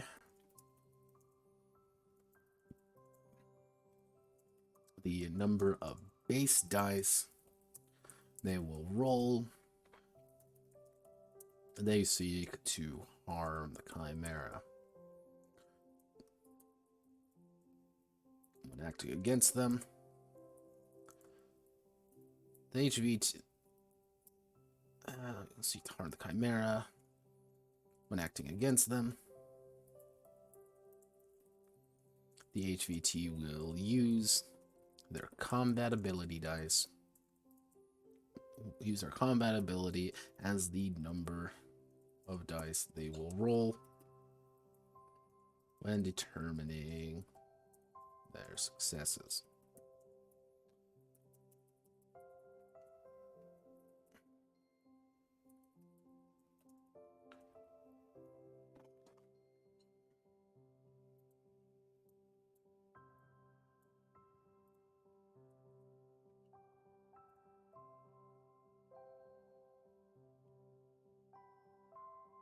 Yeah, pretty much. The Doom Guy machine, bro. Yeah. Here's the beautiful thing about Google Docs. Google Docs does not like images because, so if you do it just wrong, what happens is, okay, it's not going to work obviously now, but tables will eat images. I always tell people who work in Google Docs, like, beware that and make sure you trigger things right. Because if you don't, Google Docs will devour everything you hold dear. Why? I do not know. Like, and I've always said, if there's a better alternative to Google Docs, I will take it. I will take it immediately. But this is kind of the best I can work with, and that's kind of the unfortunate part. Like, I wish there was a Google Docs alternative that allowed me to share my files, allow for collaborations and stuff like that. But the only ones who really do that are like Dropbox, and then you have to download the file and you can't edit. You need a Dropbox account. And some people get really weird about like accounts and stuff. Like, oh, I don't want to sign up for an account or anything like that. I'm like, okay. And that's like one of the things about Google Docs is I usually keep it open that you don't need an account to comment on it. I like it when someone does, because if you don't, it's just anonymous said this, but it's nice to have it. I will say my only thing about that annoys the shit out of me is that people have a bad tendency of doing this.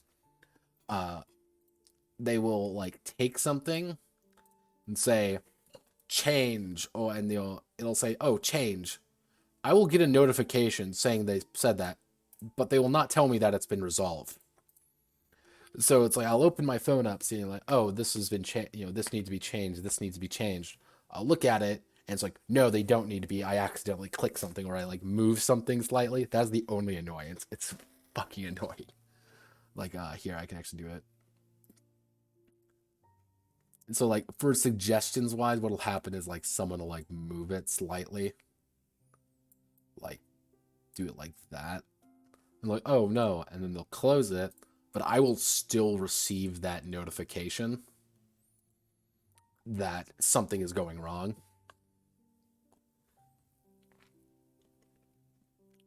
Let's see.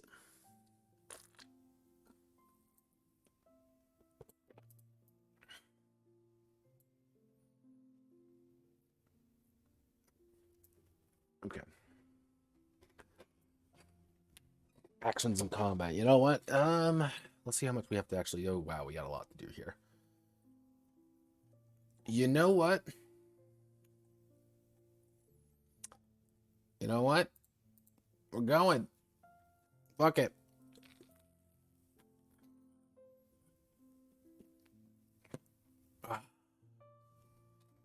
One stream. Fuck it.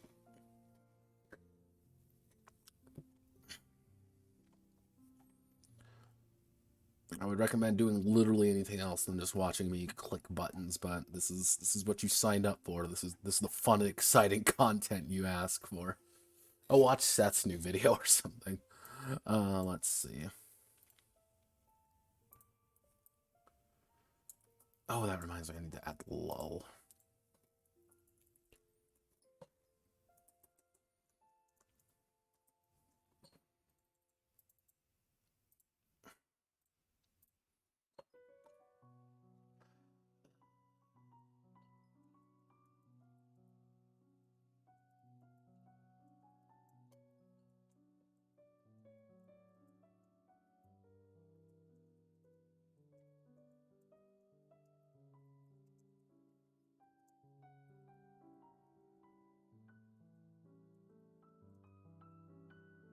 Their blood trial.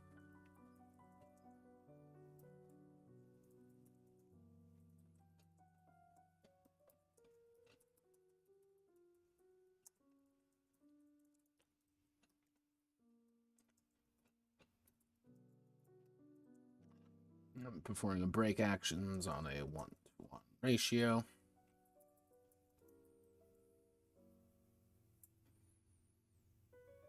Enters a lull. They may restore plus 2d6 endurance. They may restore plus 1d6. Actually, we'll do 1d6 endurance plus 1d6 endurance for every endurance, for every momentum they expend.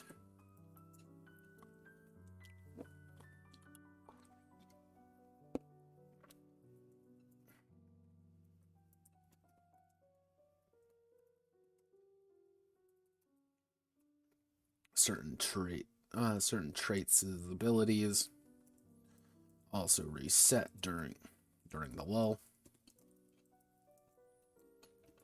If the Chimera, actually, if the Chimera needs to reload and it's able to, they can do such for free.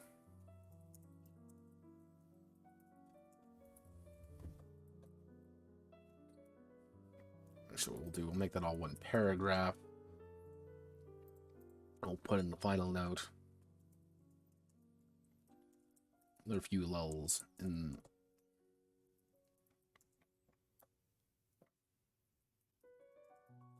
each one as the last.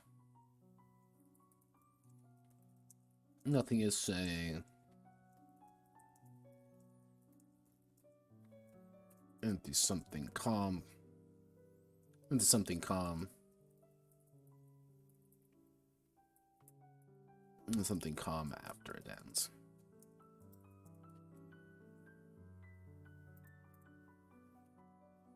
So effectively, a lull is, again, riding the elevator up. It's you walking down, it's Chimera, hobbling down the corridor, reloading their shotgun with malicious intent. It's them, sitting at the bar, blood everywhere, taking a quick drink before walking into the back to deal with the enemy. It's little moments, and lulls are very rare, and they should be rare, and that's kind of an encouragement to the operations director will be like, hey, keep it slow. Let's see, ability or tool in their possession. And we probably want to change some of these actions. Let's review them. We've pretty much got everything here. So let's see.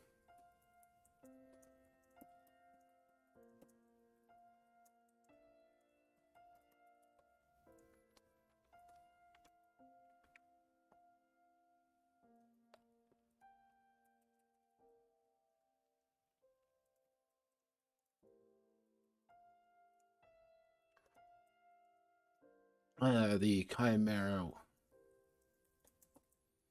Polar Combat dice. Actually, what was...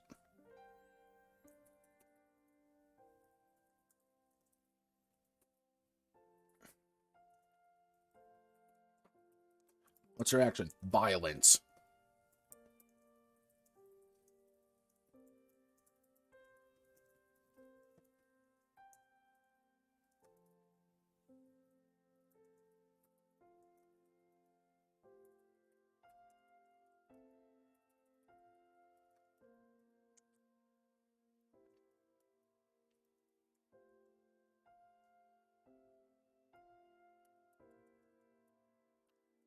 Mannequins require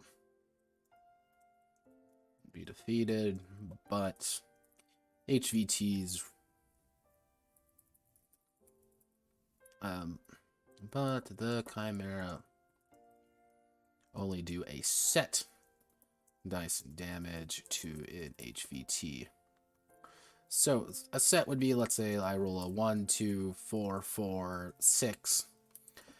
I can either do 6 damage to the HVT, or I can do 8, because I have 2 4s. Using those 2 4s to deal 8 damage. So it's kind of that, you can do a set of damage to, you know, an HVT, rather than just putting them with individual, you know, mannequins. You are a bad guy. Me shoot you, you're dead. You are a, you know, bigger bad guy. You are a scary person. I'm going to assign 3 of my D4s to kill you, but I can't do like a D4. You know, I can't do a 4, a 5, and a 6 against you. I have to make a decision. I'm putting all my 4s on you. I'm putting my 6 on you. I'm putting my 5 on you. Actually, what I should say is set of matching I values and damage to HVT.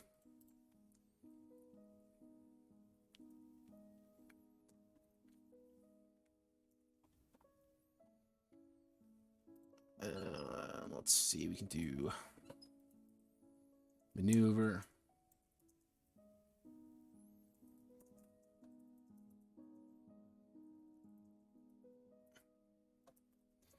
To them, as adjacent to them. They cannot maneuver. They cannot maneuver.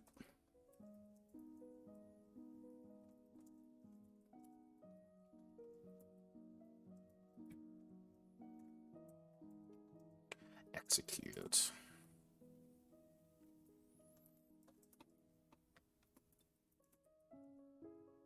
Rolls their combat die. Rolls their combat dice. If the Chimera can kill a mannequin, they may take a set of matching die values and restore that much endurance. So pretty much it's, I roll a 4, 5, 6, 6. I can expend that 4 to, you know, immediately execute, and I can spend those 2 6s to heal myself 12. I have a 5 there that doesn't do anything, and it's added to my bloodlust. You know, it's kind of that, oh, you're always building your bloodlust up, but it's like, all right, I could be expending that to engage in violence, but... okay, disarm.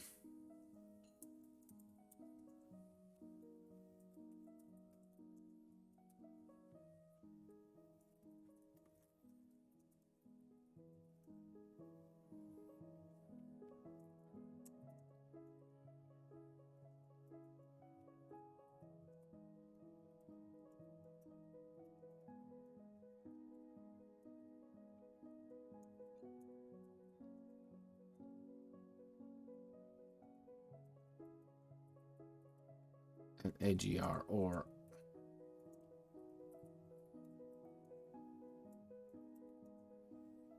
actually wouldn't be AGR or ops, it'd be surge probably. They must roll AGR surge.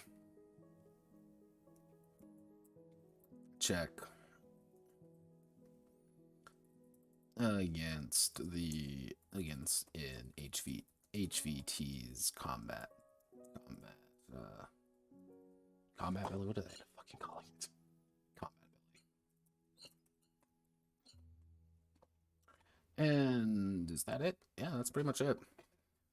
We reduced actions down, including folding all of them down to a single one, i.e. violence. When in doubt, engage in rampant violence. Har, har, har. Violence is funny.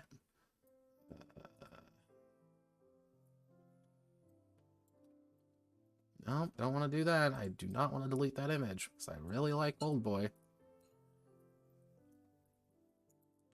It's weird. Like, everyone seems to like Old Boy. I've not encountered a person who's like, man, Old Boy sucks. I've encountered to be like, yeah, Old Boy's a little bit weird, but like, alright, yeah, so what? There's a lot of weird. Never like, man, I do not like Old Boy. Except if you like, do you like the American Old Boy? Everyone's like, yeah, fuck American Old Boy.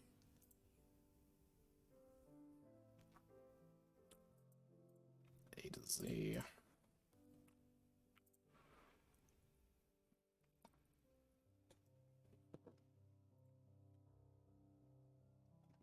Let's see, so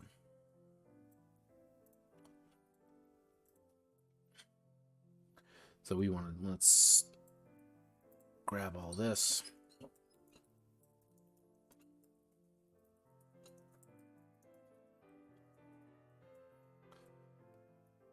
Enters their blood trial.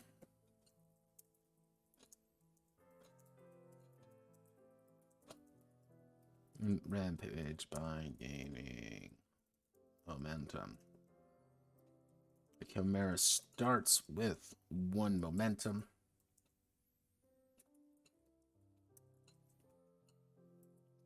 Perform 1 action that round.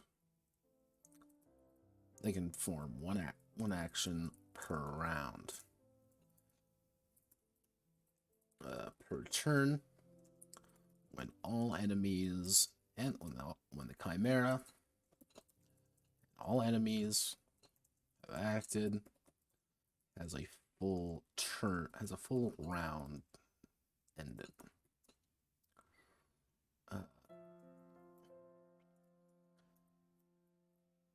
So as long as the Chimera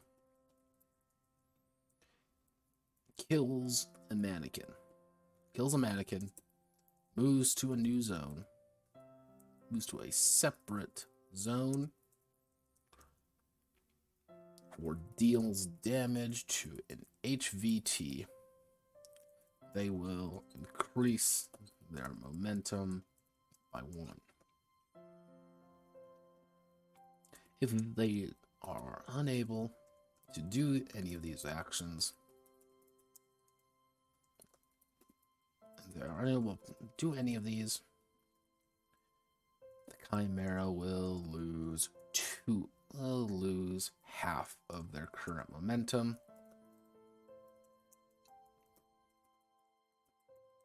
To a minimum of 1. Forming a break action.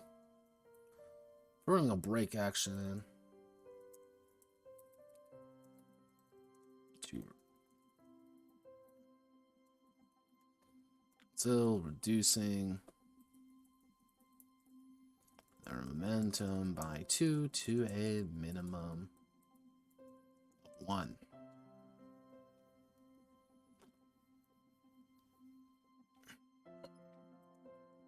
As the Chimera increases their momentum,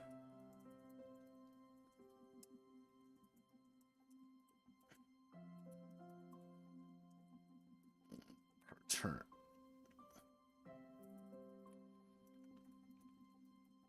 When determining who begins,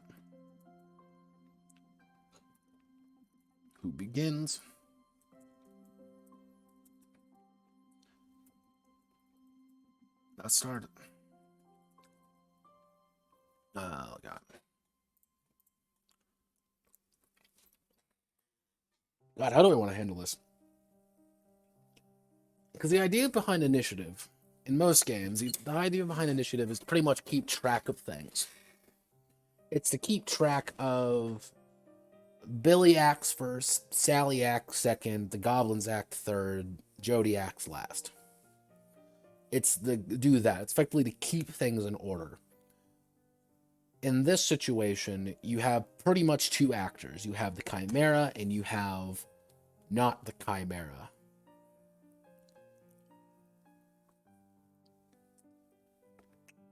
Actually, that's probably what I can do. The Chimera will always act first. I need to change Ghost then. Fuck. So if you do the idea of the Chimera will always act first.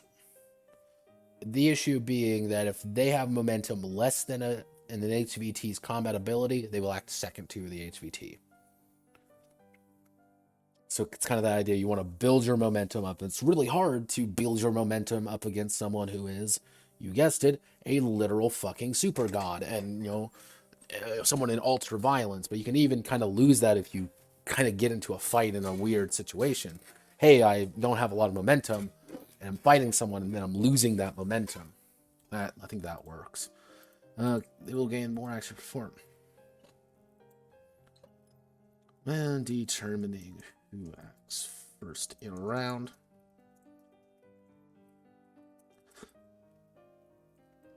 The Chimera. Mannequins will determine who acts first in a round.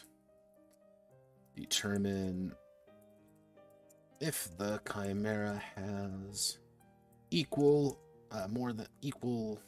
to or more, or if I can spell or more than all HVT's combat ability.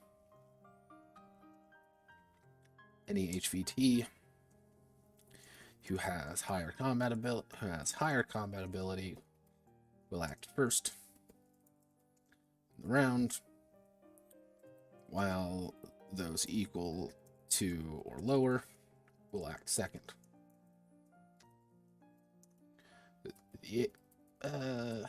Mannequins will always act last in the round.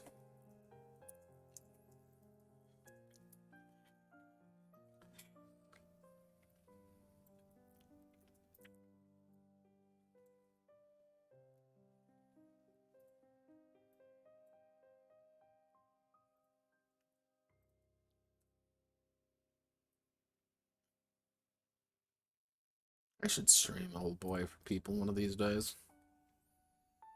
What is Old Boy on? Old Boy streaming.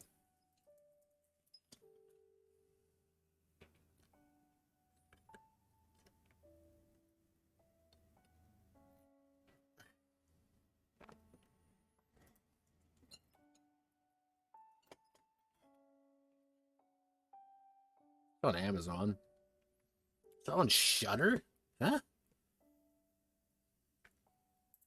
That's kind of a weird one.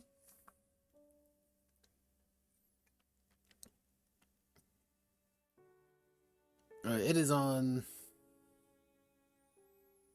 It is literally, yeah, it is on nothing. Huh.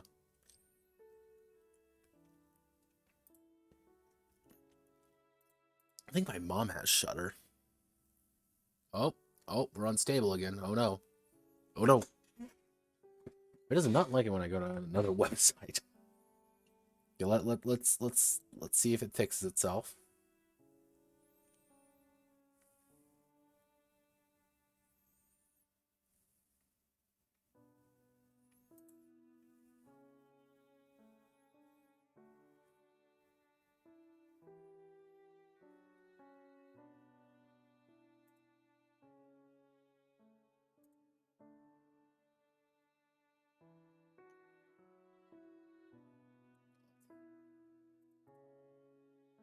We good? We Gucci? We Gucci Twitch? Okay, we're Gucci. We're Gucci. We're good. I like it when things are good.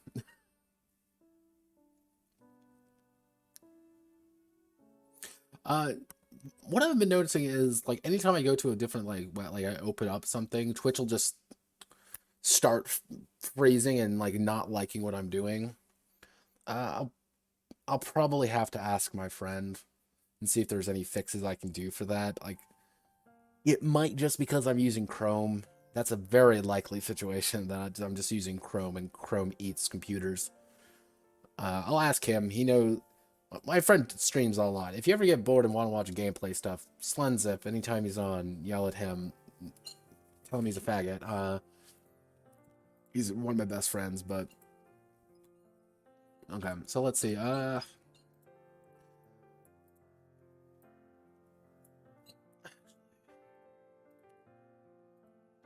We want to change these. Breather.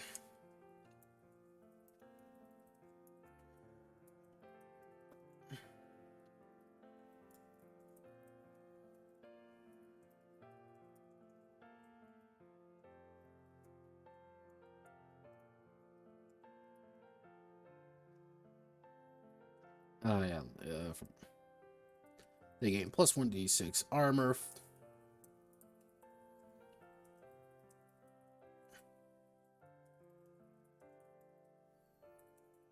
They use...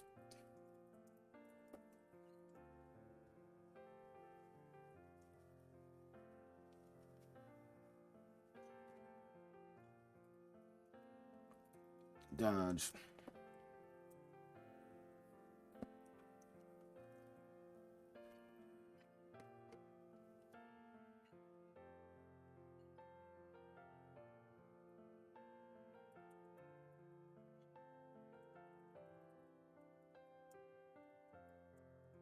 Roll. Rolls there. Operate. Rolls their operations done. Actually, we'll use dodge.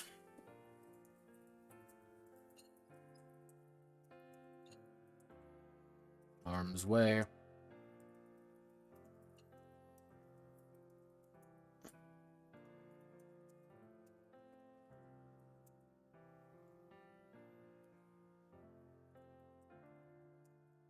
Every item.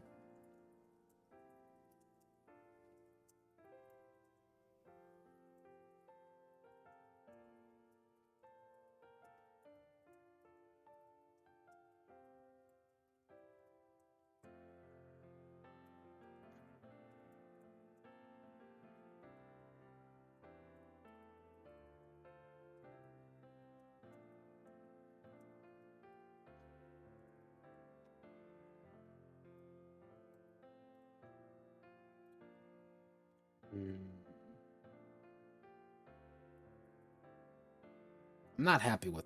I'm not really happy with dodge. I don't know really what else to do with it.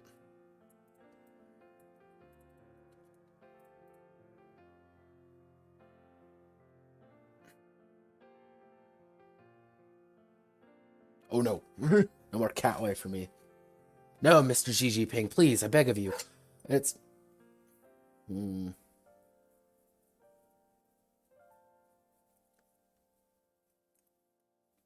I think one of the issues with break actions right now is like there's not really an incentive to use them, and I don't really know what to do to make them use them. It's breather is pretty obvious. Hey, I'm gonna restore a little bit of health. You know, I need that little bit of health, and that's mostly when you hit second wind.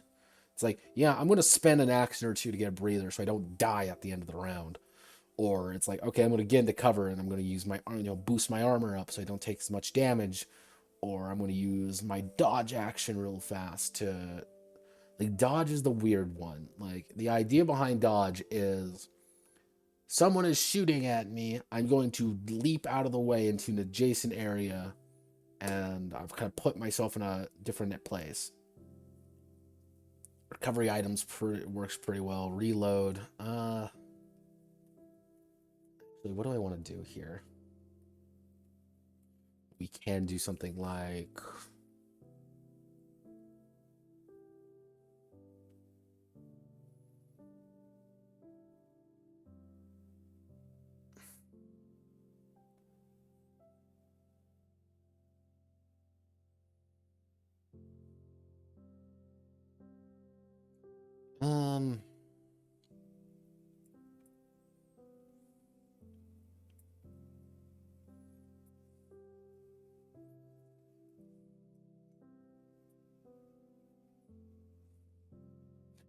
remove dodge.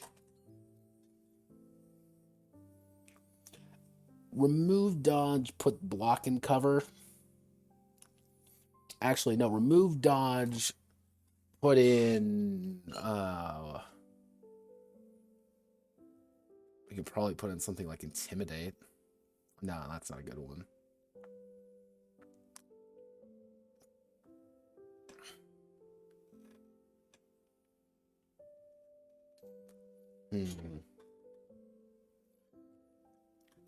There needs to be something for shouting. A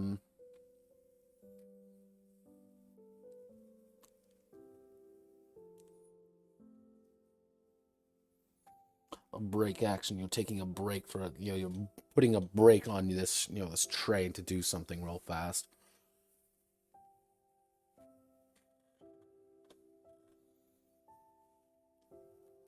Actually, no, that could work.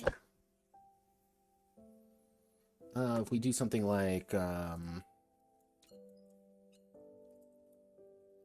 intimidation.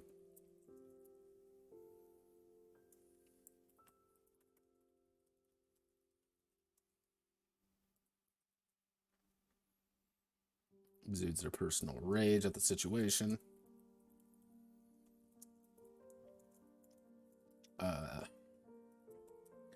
They roll their shout.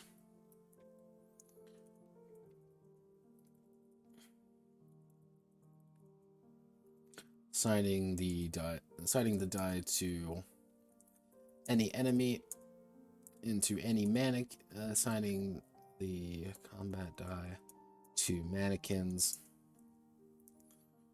to stop them from attacking. Attacking this round, or assign a HVT, or assign a set of die values to an HVT.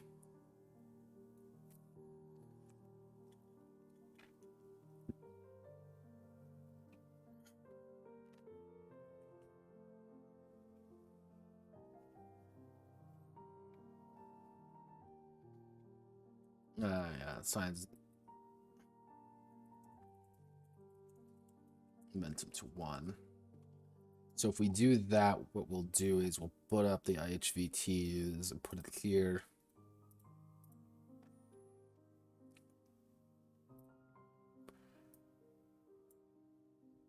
Put Doom Guy right there for now. What we'll do is we'll put after endurance, we'll call it the momentum value.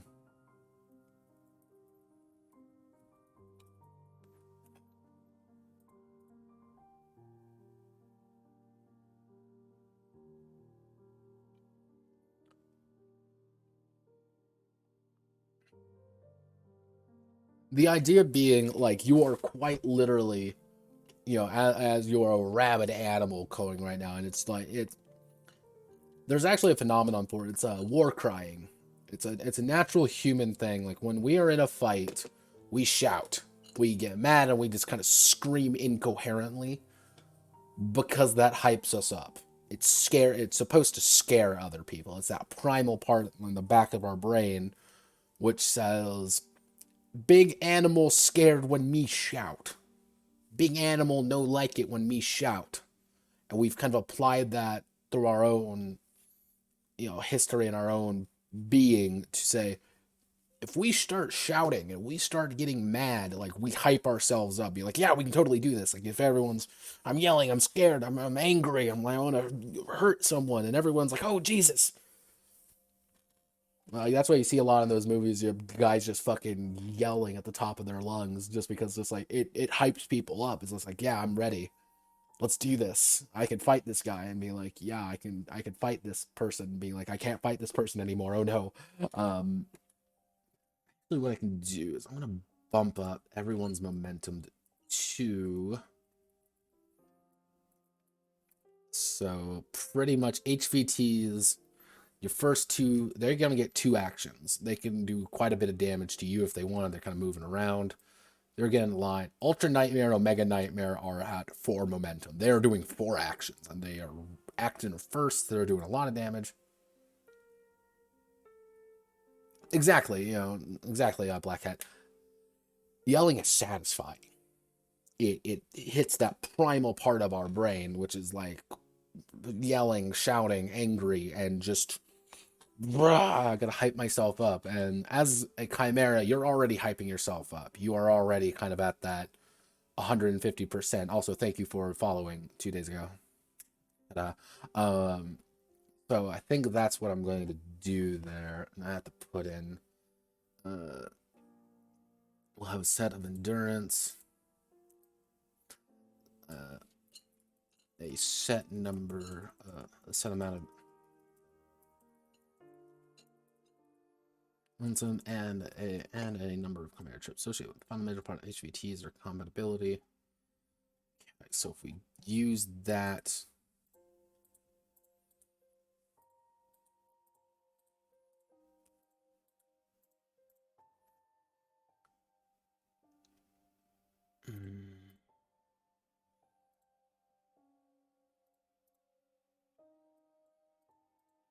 so if we use that kind of, they roll their SHT assigning.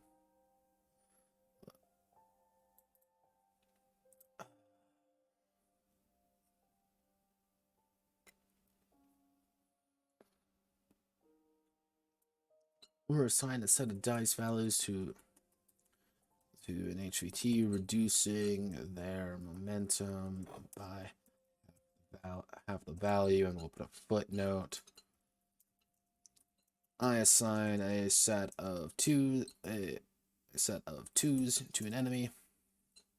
Actually, no, reducing the momentum by the number of dice, of combat dice. Dice used. Gotta capitalize the combat dice used. Footnote.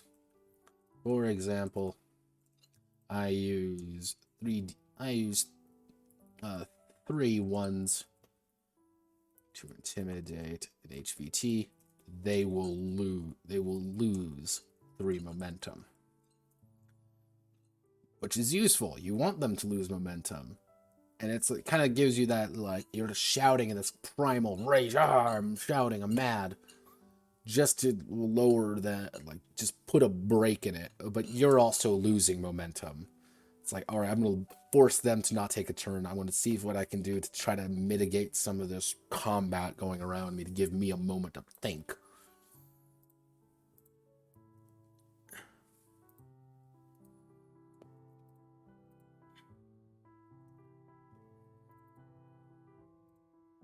Intimidation, again, it's kind of a weird one, but it should work.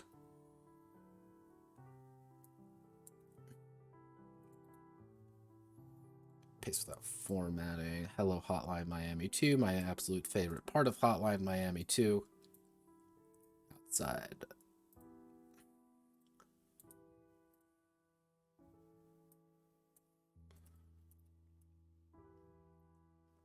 Hotline Miami. I liked Hotline Miami 2. It was a fun game. Not quite as much as I liked the original Hotline Miami, but I didn't. 2 was fun, though. I did enjoy it. It was really the Vietnam part that killed me. Fuck Vietnam and Hotline Miami 2. Fuck those levels. They're fun, but god, they're a bitch. Let's see. Magical weapons. The Chimera will.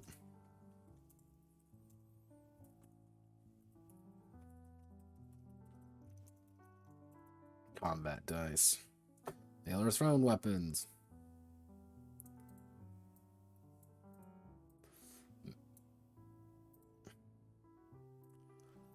Melee or thrown weapons. The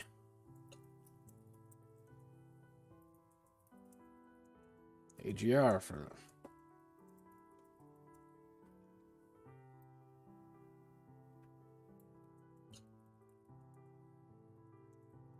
use their OPS. Well, there's her operations.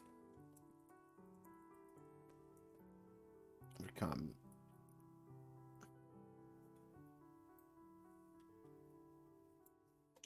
the Chimera will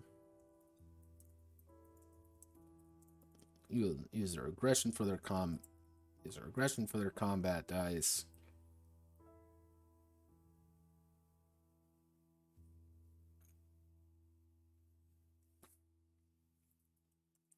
And finally, unarmed. Let's see, the Chimera use their aggression or surge for their combat dice. It's like, all right, I'm using my aggression, I'm using my surge, I'm using my shouting.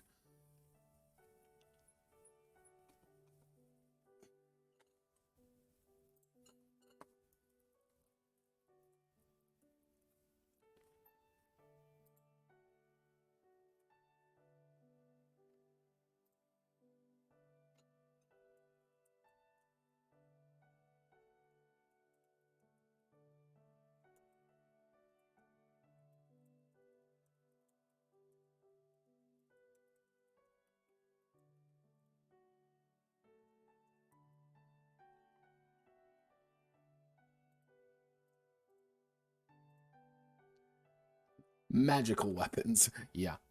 So we're going to actually remove space distance entirely. But I also do not want to remove my boy. I don't want to remove my boy. I don't want to remove Brad. Brad must stay. Let's see. I can remove. God damn it! I always hate it. It's always tied to a section. I want to reduce this down in size so it doesn't get deleted. And why am I deleting space distance? Because we don't need it.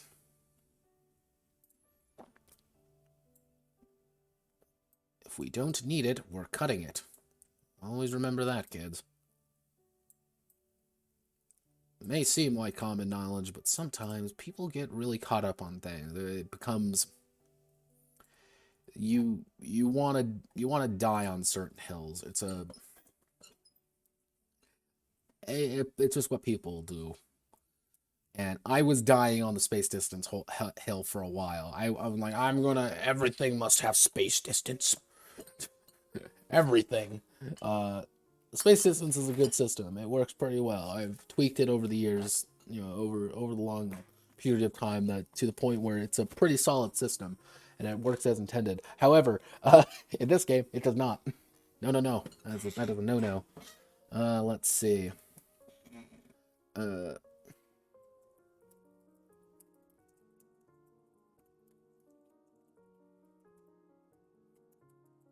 Section of air.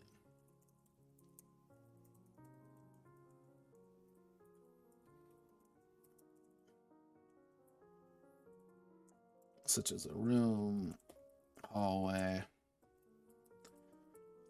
part of an office, bathroom, or any other part of a greater whole.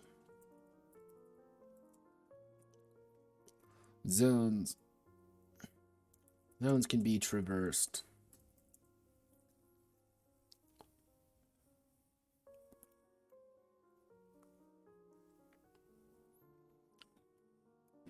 Can be traversed by using the maneuver action, with enemies streaming in from individual area. With enemies already in certain zones, or arriving from others.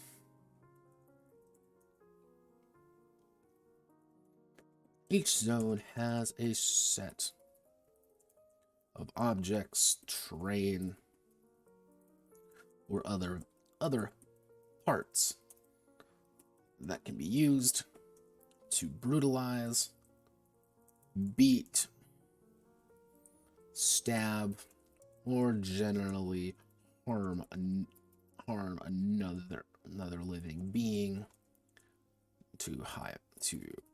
or harm another living being.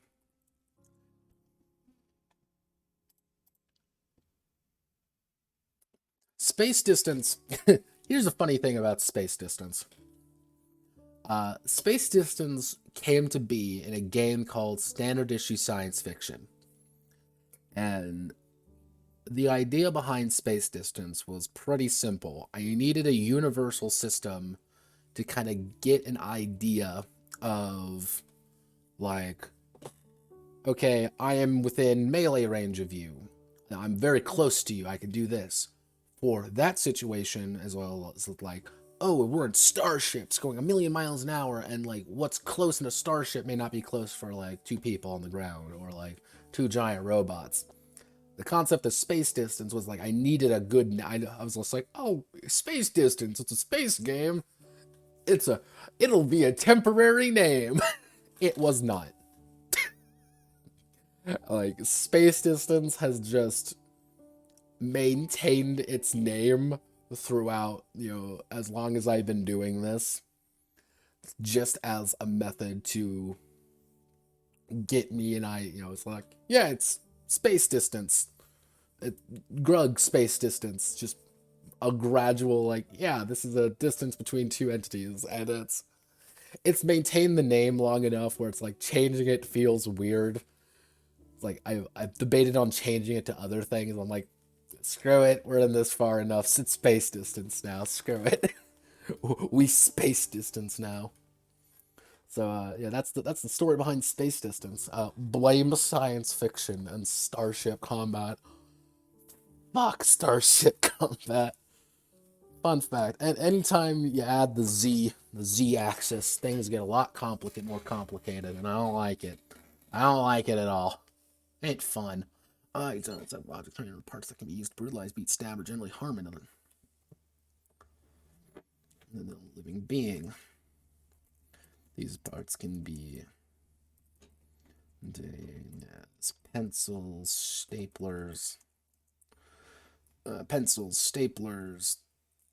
desks, or desks, 2 exotic wall-mounted paintings, sculptures, or even a replica katana sitting above the mantle.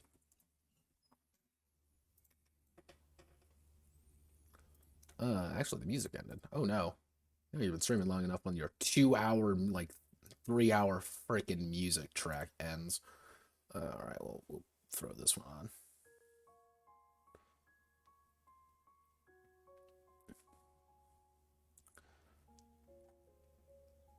There we go.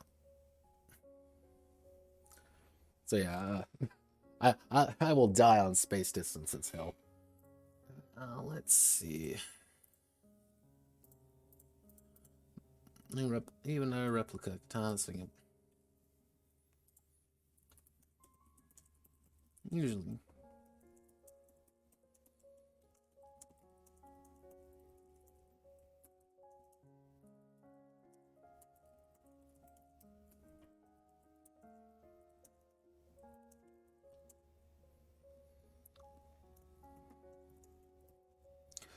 Each of these terrain features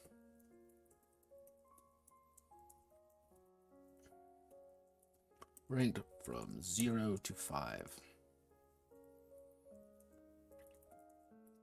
0 to 5 to judge how useful it is in the process of hurting others.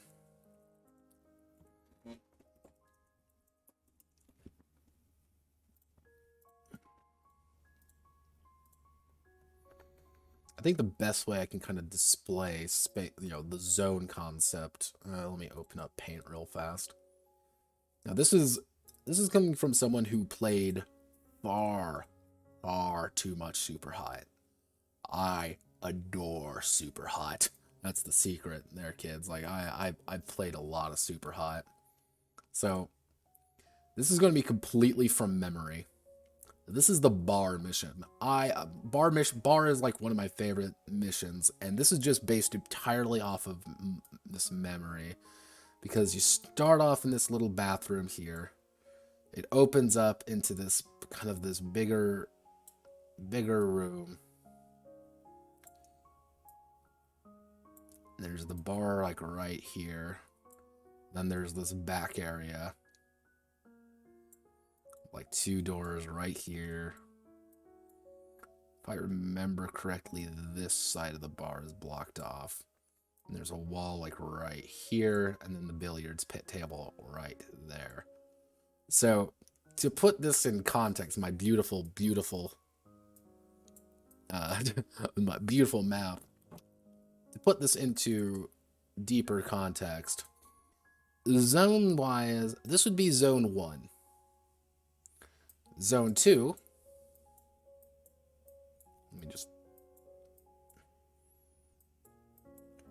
this would be Zone 2, 3, and you can either probably like split this in half if you want, and do something like 4, 5, then 6, or you can split it in a different way. I would probably, if like I was running this, I would split it something like this.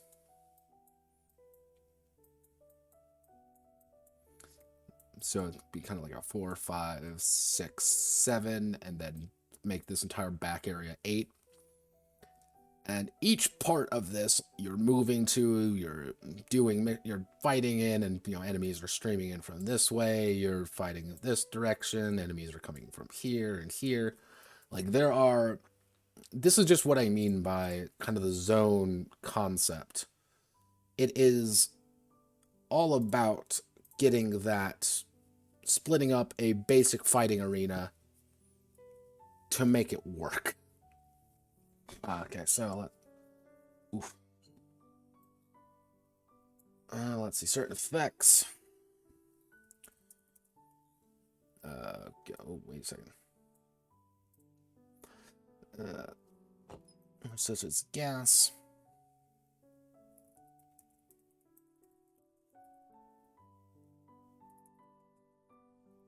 Fire. Or intense suppressive gunfire can affect entire zones. Chimera will suffer the effect of the problem as long as they are within the zone. Within the zone, but also all enemies. All enemies in the zone will be suffering it as well.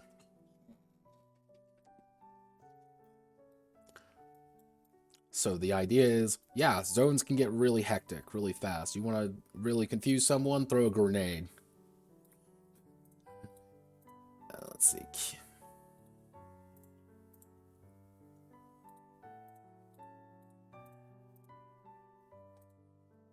And maybe wondering why I use Brad, because I wanted to put Brad Armstrong in here. That's literally why. I love Brad Armstrong. I think he's a cool character. If you haven't told yet, the fatigue is getting to me. Let's see if I can't power through. We have 3 pages left.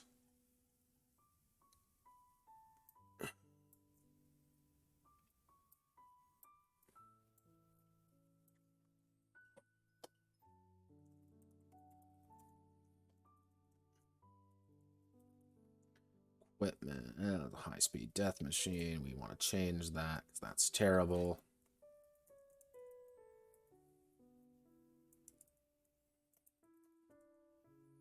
As a chimera. Chimeras are well equipped, or equipped enough to deal with the threats at hand. The equipment present is a sample list. Items and items, equipment, and weapons that the Chimera can employ during their aggressive rampage through their mission. It is expected that the Chimera will improvise and use the weapons in the field necessary.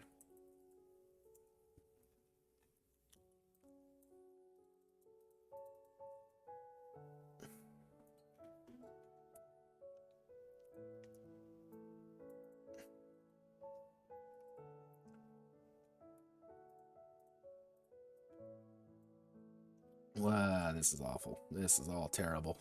Why did I write this?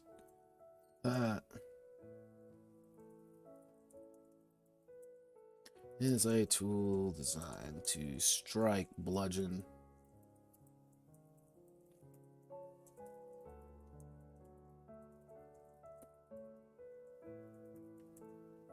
close range.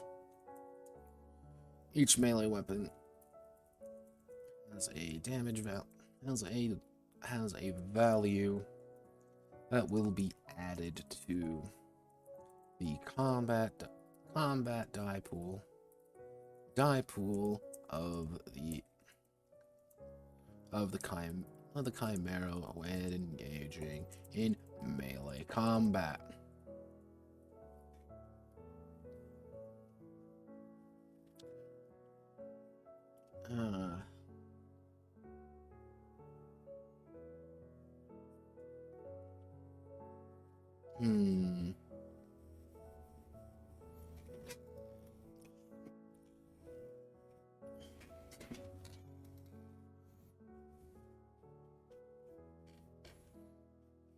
Actually, what I can do is okay, so we can do the two optional parts for melee weapons. A melee weapon. A melee weapon can be stuck in, and it can be stuck in a mannequin to increase their value, increase the combat die value by 1, but lose. Stuck in a mannequin to increase their combat value by 1, or add in additional die to the damage, additional die, regardless of if it's a matching set when fighting in HVT. So, for example, I rolled two fours, a 5, a 6, and a 5 and a 6. I can say, all right, I rolled my 2 4s. I rolled an 8.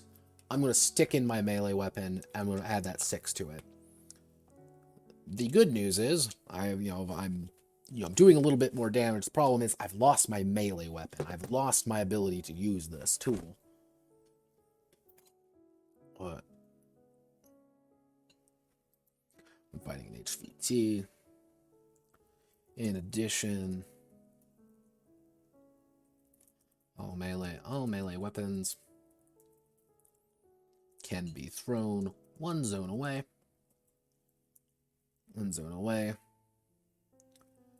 Deal it. Can be thrown one zone away, treating it as a thrown weapon.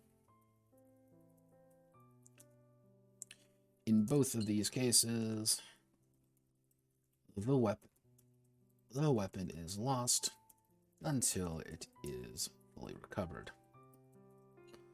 Recovered for an action.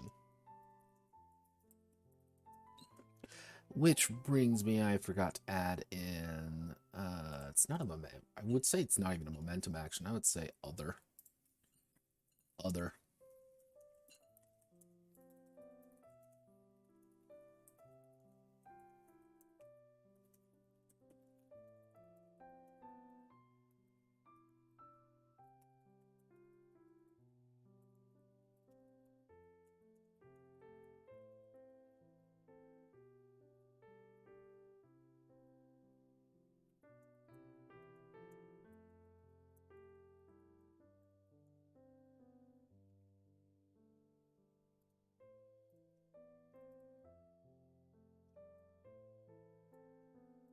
I usually recommend people add an other move to any actions they do for the simple reason because you're going to get a player who's going to ask, can I do this?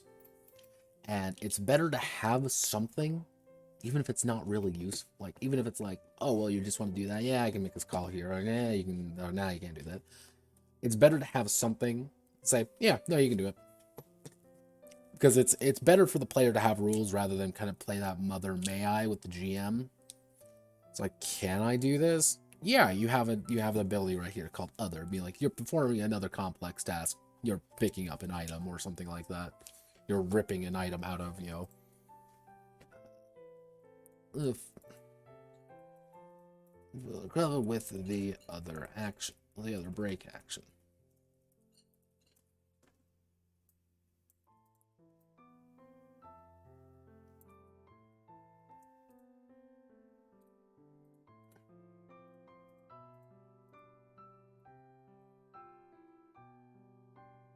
I hate all these weapons.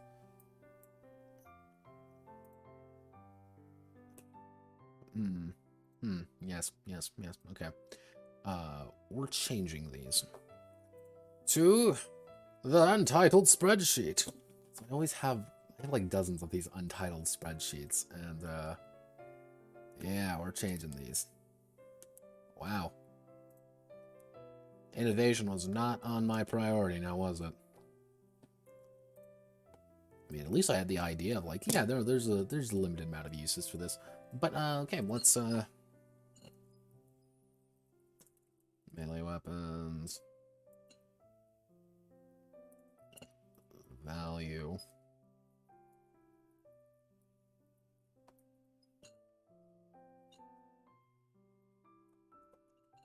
We'll give them tags, melee weapons. Gauntlet, value 1, knife, value 2, and we'll call it freehand knife. We'll call it concealable. We're going to have a sword. Actually, we'll probably call it a saber.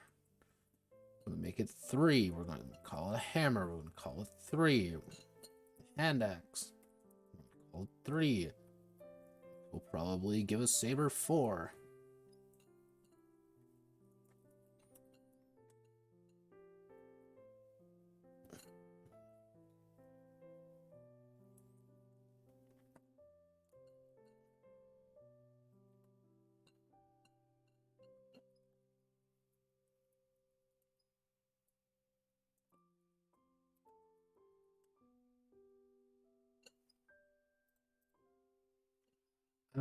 Let's see. We got a hand axe.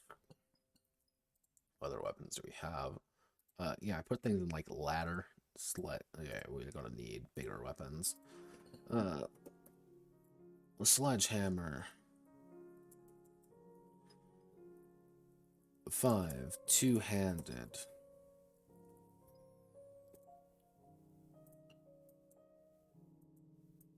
You may be wondering, notepad, this isn't very extensive, and the answer is yes, it is not very extensive, but I don't really care about extensive right now. These are sample weapons. These are a small sample of things that can be used.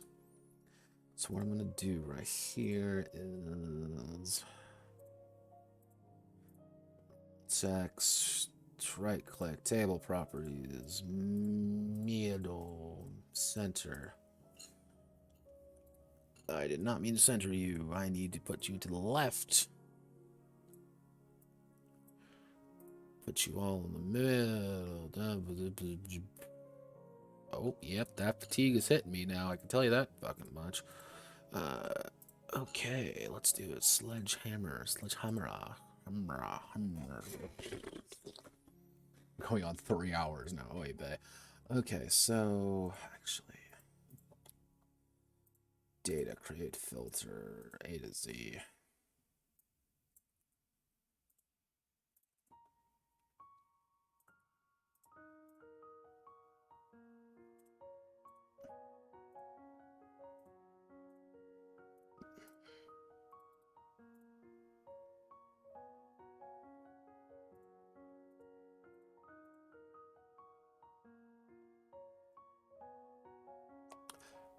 We can actually probably make this real cheap, real easy.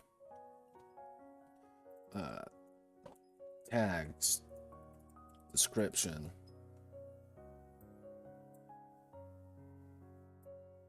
There aren't many tags. Let's delete that row. Tags. What we're gonna do is, it would be concealable.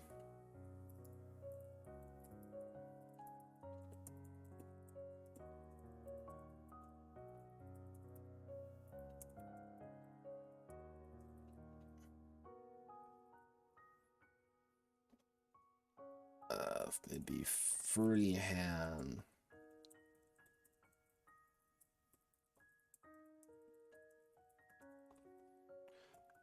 Gory.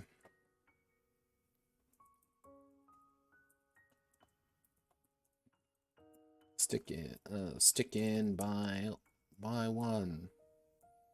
Two-handed. The Chimera must use 2 hands when using this weapon.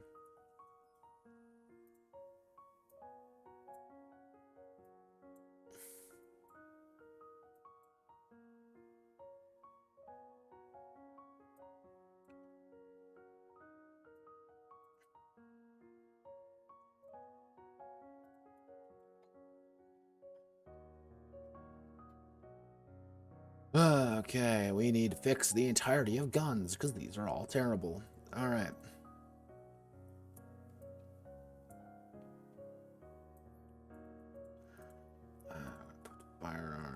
Firearms. Value. Capacity.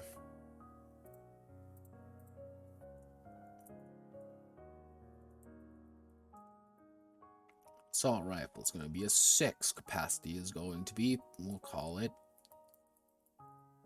30. Yes.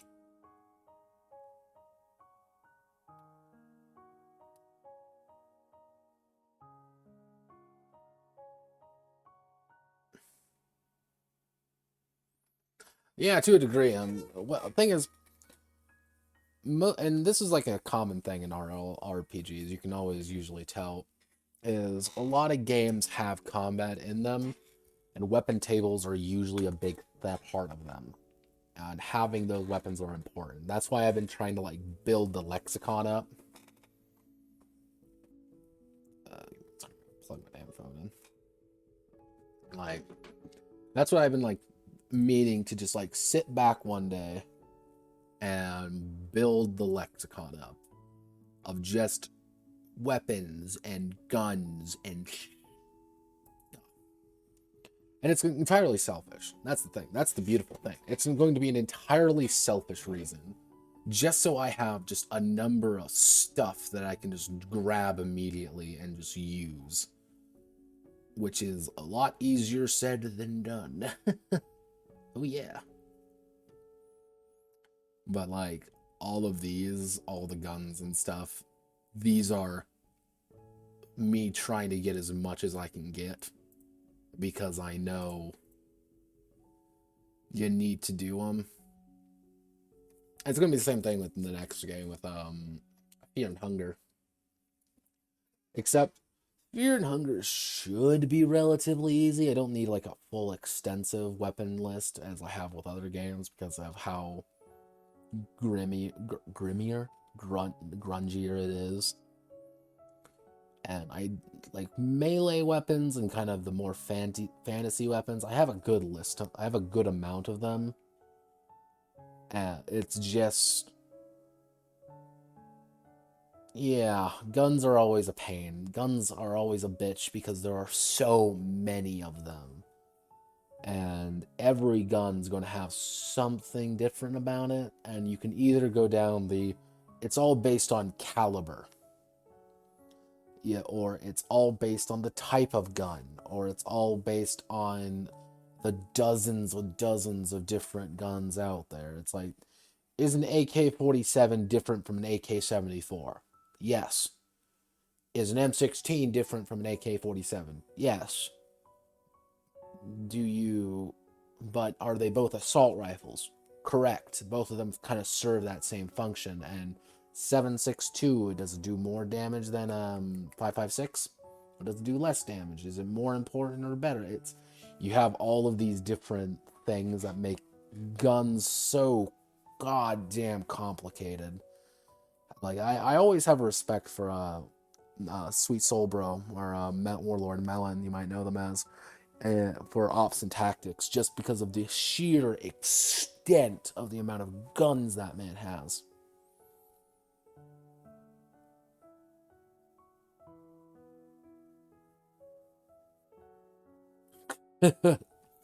Yeah, no, but gun stuff always gets a little bit complicated. Like, I might relent and go with the caliber situation. Big gun hurt more, yeah.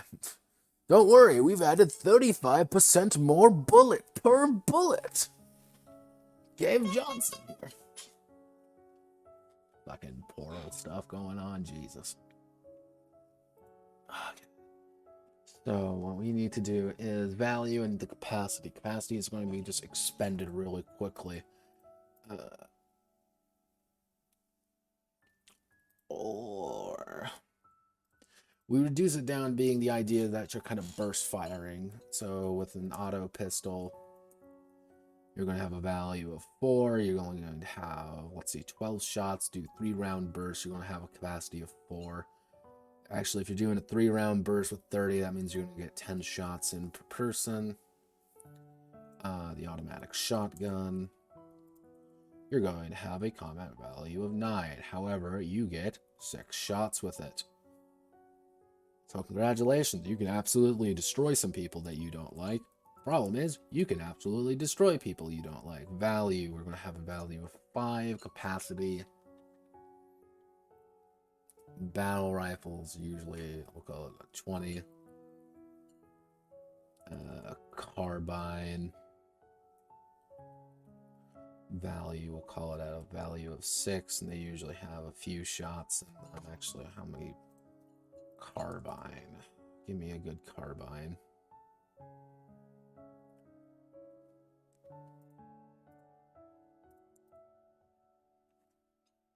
Gonna be mine. Gonna be an AUG. Yeah, how much does an AUG have? Bullets in an AUG. This is the shit I gotta worry about right here. And all of this horse shit. Let's see. We are gonna have feed system, 30-42 round detachable bot, 9x19 millimeter parabellum.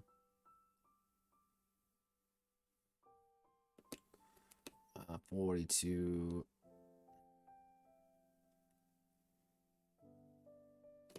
Standing, so it's going to be about 30 rounds. We're dealing with carbines. It's bang, bang, bang. We'll put it at 15, about 2 shots per. Or we can do it at 30. We bump up the carbine to 7. Actually, we reduce the carbine by 1, but give it a little bit more shots.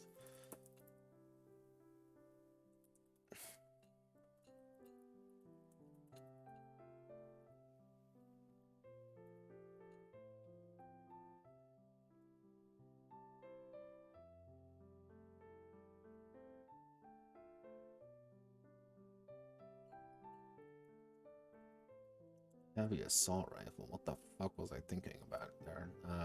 No. Heavy handgun. Actually, what we can do is we can do handgun, heavy.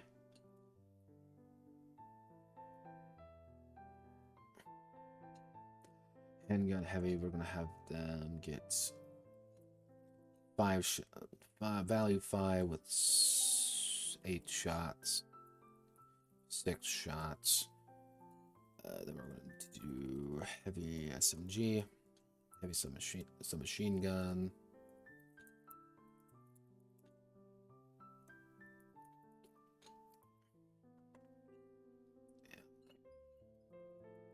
Yeah. And then we'll do 30 rounds. We'll do about 5 shots. Bing, bing, bang. So it'd be 6 with a cap of 5. Actually, we'll call it a 4 at 6. 5, 8.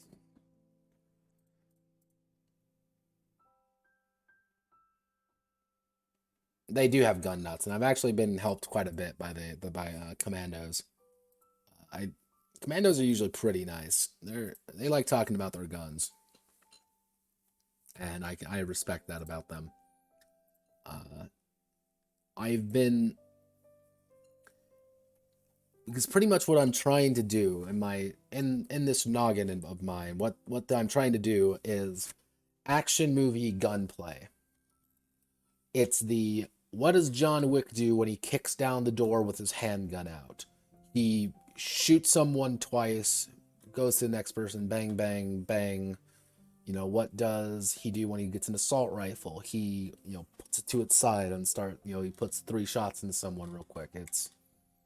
But what does someone else do? It's funny because a lot of these guys, a lot of the people in this genre, you could say, don't use guns all that often. Like and if you do have a gun, it's something important's happening. It's, like Super Hot, for example. Guns change the nature of the fight entirely. Because you die really quickly, and they die really quickly, and it's like, all right, where are my bullets going? How am I going to get them there? That's why I'm trying to, keep the capacity kind of down. Because the idea is, the capacity is pretty much how many people you can kill in a single roll. So let's say, for example, I have an operations of 5. Let's see, 1, 2, 3, 4, 5. I have an operations of 5, and I'm going to shoot someone with my auto pistol. I'm going to roll my dice here real fast. Alright, I got 2 1s, 2 2s, 3 2s, 3 1s actually, 5 and a 6. So the idea being, I can assign 4 shots. And if I'm fighting, let's say, a high-value target, for example, I'm like, all right, we're looking at this. I'm going to assign 1 shot. I'm going to assign my 3 2s I have to him. That's only 1 bullet. It's going to do 6 damage to him. Then I'm going to assign one of my shots, my 5. I'm going to shoot an enemy in it. But I don't want. Do I want to use my last 2 shots? Yeah, I gotta use them. I'm gonna use my 6 to kill another, mannequin. I'm gonna kill the last one as well. I've ran out of ammo in that gun. The gun's useless to me now. I'm gonna use my 3 remaining ones effectively to do nothing. They're useless now, unless I want to say oh well, I want to change things around and stuff like that. It's a dice assigning game at its core. That's why I kind of want to say, guns are powerful. Guns are scary. Guns allow you to do things that changes the nature of the fight. It changes your reasoning. It's yeah, I can kill an enemy that's a long ways away from me. The problem being is I have a very limited amount of ammunition unless I'm, have a ability to reload unless I have the ability to quickly get have more ammo. It's like do I spend time wasting my momentum to get grab a a magazine off an enemy, load that in real fast. I've spent effectively 2 break actions. I've reduced my momentum by 2 at this point. It'd be 4. Yeah, but I've reduced my momentum quite a bit at this point. But if I have a gun now and I can use it some more, or do I want to use it to do something else with it? Do I just want to take my pistol and just yeet it at an enemy? Do I want to disarm someone with the gun and shoot someone real quick? That was one of my favorite things to do in Super Hot is punch an enemy, grab his gun, shoot him, and then throw the gun at someone else. I only used 1 bullet in it, but that's not the point. The point was that I had a weapon. No, he doesn't. That's what I'm trying to get across with this, with the capacities. Which is a bit different than how I would normally approach this. That's kind of the big thing. Which is making things a little bit more precarious. We're going to give that a value of 4. We're going to give that value of 3. We're going to give them 9 shots. We'll give it 6 shots. It's just a light handgun.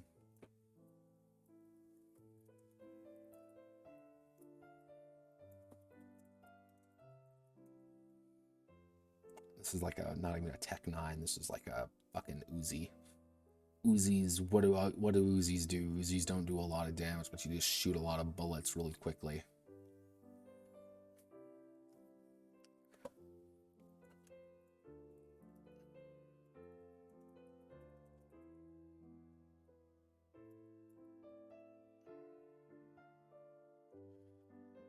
You 415.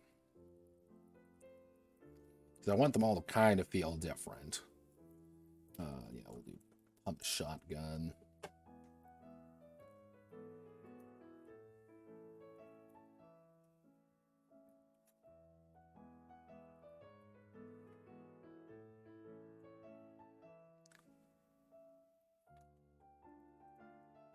Five, 6. So to be bang, bang, bang. Well, we can actually probably increase that.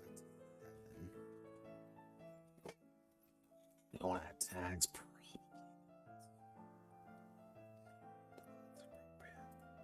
Get a revolver. Revolvers are usually scary. You get 6 shots. It's going to be a 6. Do I have a 6 anywhere? No, I don't. So yeah, that works. 6.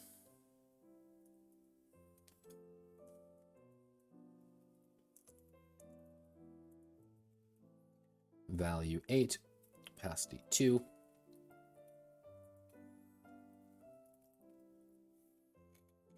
Then spear guns. I don't fucking know. Oh. But the idea of the spear gun is you shoot the spear gun at someone, you grab this fucking spear when out of the person's corpse and use it to stab his friend in the face.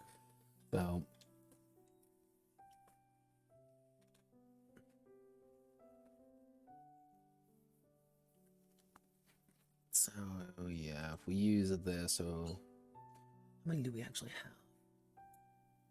We have 15. We need 1 more. So if we put it in, that would be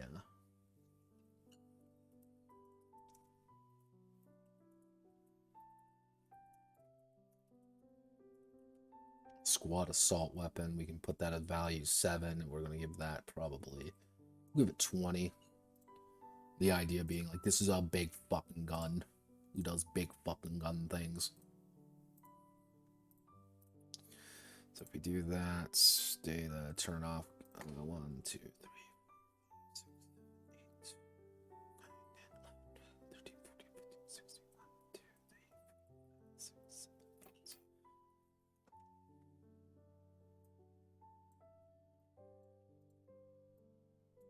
You want to know who's actually really helpful? It was Jaster. Jaster was actually really helpful when it came to this. Okay, so let's put that.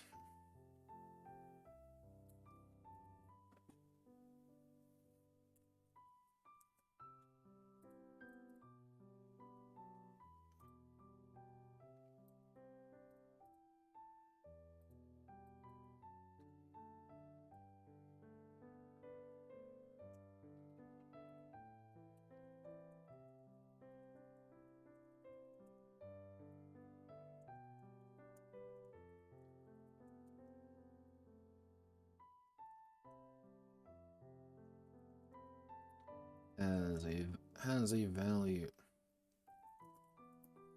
capacity. The value indicates how many combat dice are added to the roll, while the capacity indicates how many shots the Chimera can use per turn.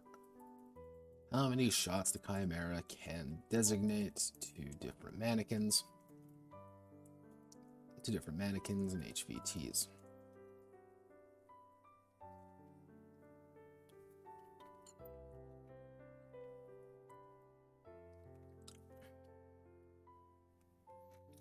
Different mannequins and HVTs. Let's see. If the Chimera has a magazine, so let's say. Okay, so let's say something akin to how many shots the Chimera can designate to different mannequins and HVTs. Okay. HVTs.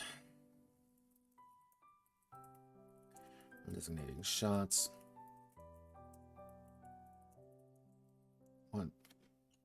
One can. The Chimera can assign one shot.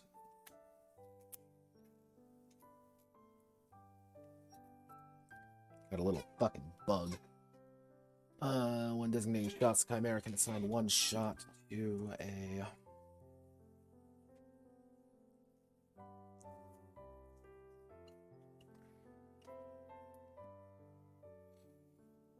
assign one shot. I lost my train of thought. Fuck. When designating shots, assign a set of its values. HVT as a single shot.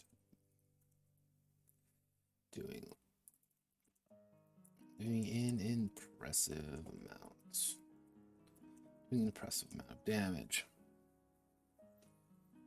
Additional shots can also be assigned to individual mannequins. To build overkill.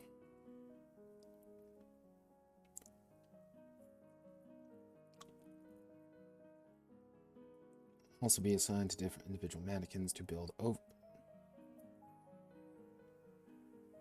Actually, no. Additional shots.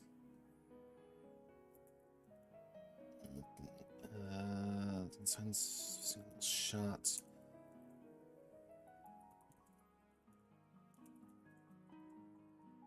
Each if the value is correct. The value is correct. If the Chimera runs out of capacity, runs out of ammunition mid shooting, they cannot assign any of the rest of their dice, and they are converted into bloodlust.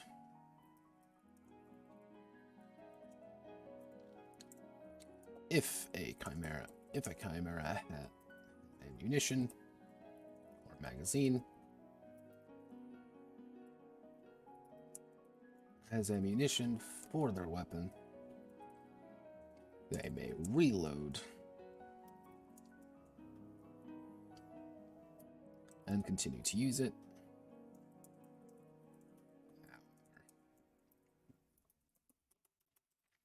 However, ammunition is not infinite.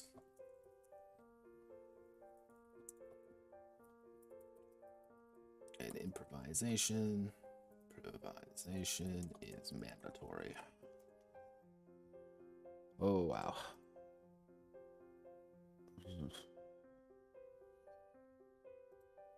Yep, the fatigue is hitting me now. Oh no, I don't like this. See, half of me wants to pour myself a cup of coffee, and the other half of me is like, no, Pat, that's the stupidest idea you can actually have right now. So let's see. Alright. So, we need to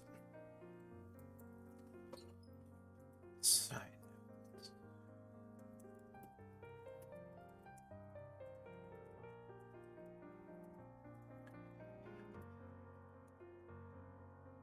Due to the nature of high-speed death machine, Chimera Dreamers, various settings and concepts are decidedly in flux. This game can be used to run modern-day shoot-'em-ups, to high-flying cyberpunk futures, to grim and dirty martial arts beats downs.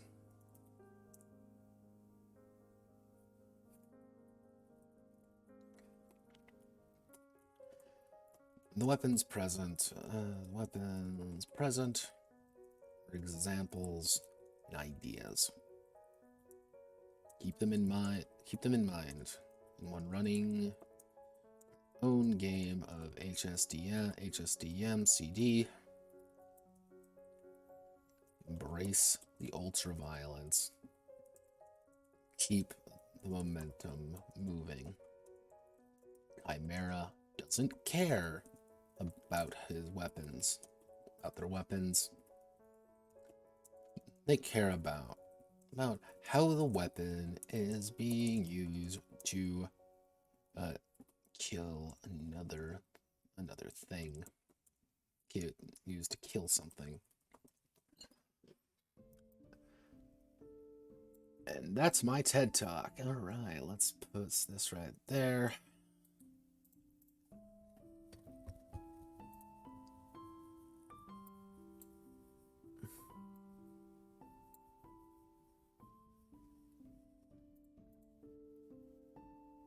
Not yet. I'm almost there. Got armor to do. Once armor is done, I can rest. I'll be done. Let's see. This method reduces incoming damage from all sources by a fixed amount, but armor also. Actually, let's take this. Post here. Not every kind.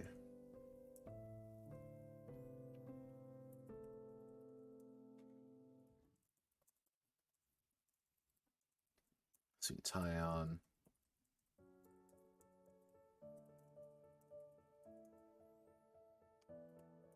Extra protection. Armor functions as a method to mitigate damage from all sources by a fixed amount. God, how do we want to word this? We want to do armor, and we also want to do, yeah, we'll call it armor by a fixed amount. Temporary. We do this temporary armor.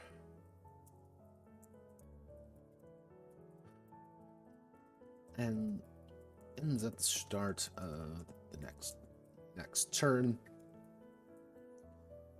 While permanent armor is worn, and will degrade.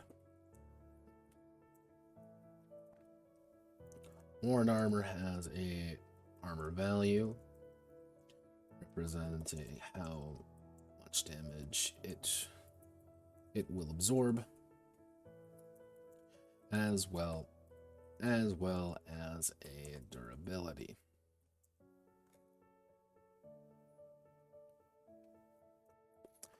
Every time the Chimera takes damage, the amount of damage blocked is reduced. The amount of damage blocked reduces the durability of the armor. When it reaches 0, the armor is rendered useless and is quickly discarded. permanent wearable armor. Worn armor. Also reduces the maximum amount momentum of the Chimera.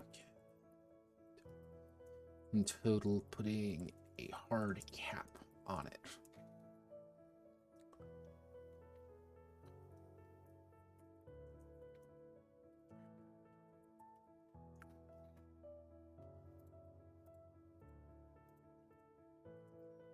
At any point, actually what I should do is put the at any point the armor reduce the Chimera can reduce damage, can take off their armor for free action without breaking stride, without reducing their momentum.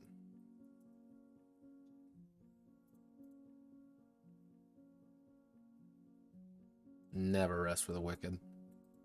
Actually, the Chim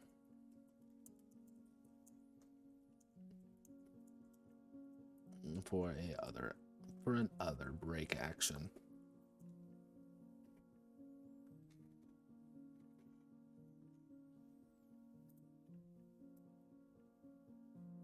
Let's see, okay.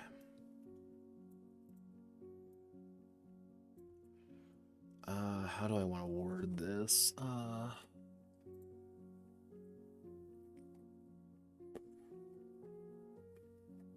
need to put that I need to put that with mannequins.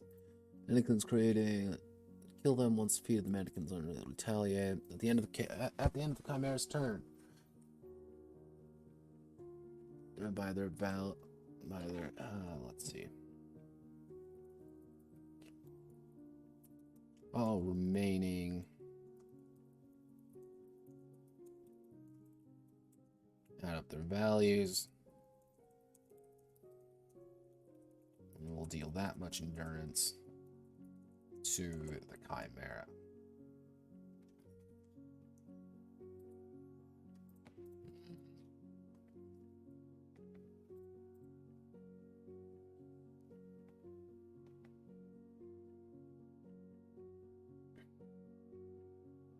Actually, no.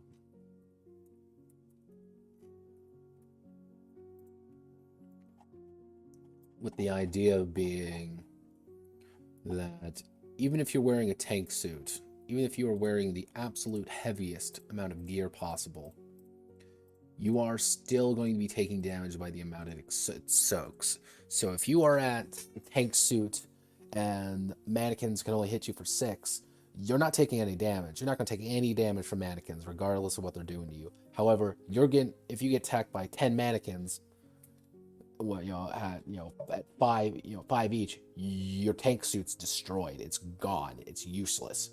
But it's you breaking out of it at the last beginning of the turn. So it's kind of, I think that should mitigate the issue. Because because if it's individual, then that means you're reducing it, your armor reduces it by a certain amount. Then that means if you're in cover, that means if you're in cover, that means you're reducing all the mannequin combat things. You're taking cover, you're not taking damage effectively, so you don't have to worry that much about it. Cover is mostly used for fighting little mannequins, or you're fighting an HVT and you don't want to reduce damage that they can potentially do to you. All right, cool.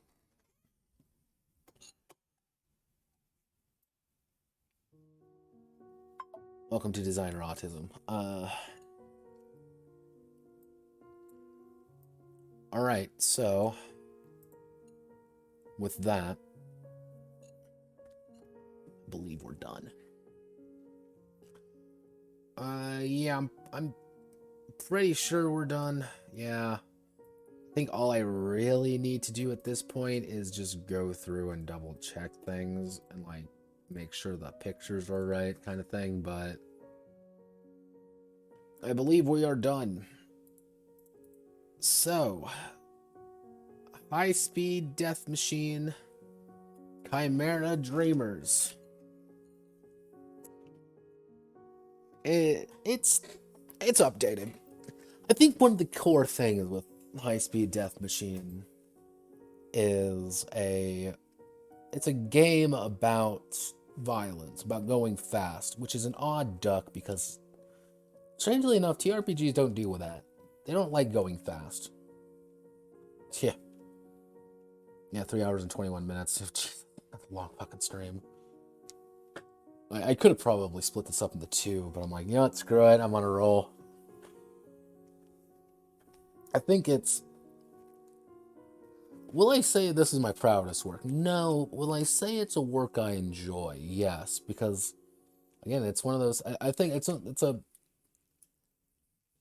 a game that I hold special in my heart because it's a game that got me out of a funk. It got me out of... Close the music. It got me out of me not knowing what I'm doing. It's like, oh man, I'm lost, I'm confused, I don't know what I want to do. Do I want to write this? Do I want to write that? I'm like, I don't really want to write anything. And then I just, I read that thread about it was about Titanfall, which is funny enough. That's where Wallrun came in. It was about Titanfall. And people wanted to know, what's a game that does that kind of movement well? I'm like, all right, that's an idea. And then I'm like, you know what? That's not a bad idea. And I just had that little spark there. So it holds a nice place in my heart because of what it did. It helped me get out of that idea of like, I don't know what I'm writing, I'm kind of lost. And it said, you can do this. You know what you're doing. And it's kind of where I continued. It's just this continuous cycle where I think Chimera Dreamer cleaned it up. I think I finally had the ideas I needed to make this game sing. Did I succeed at what I wanted to do? Not quite.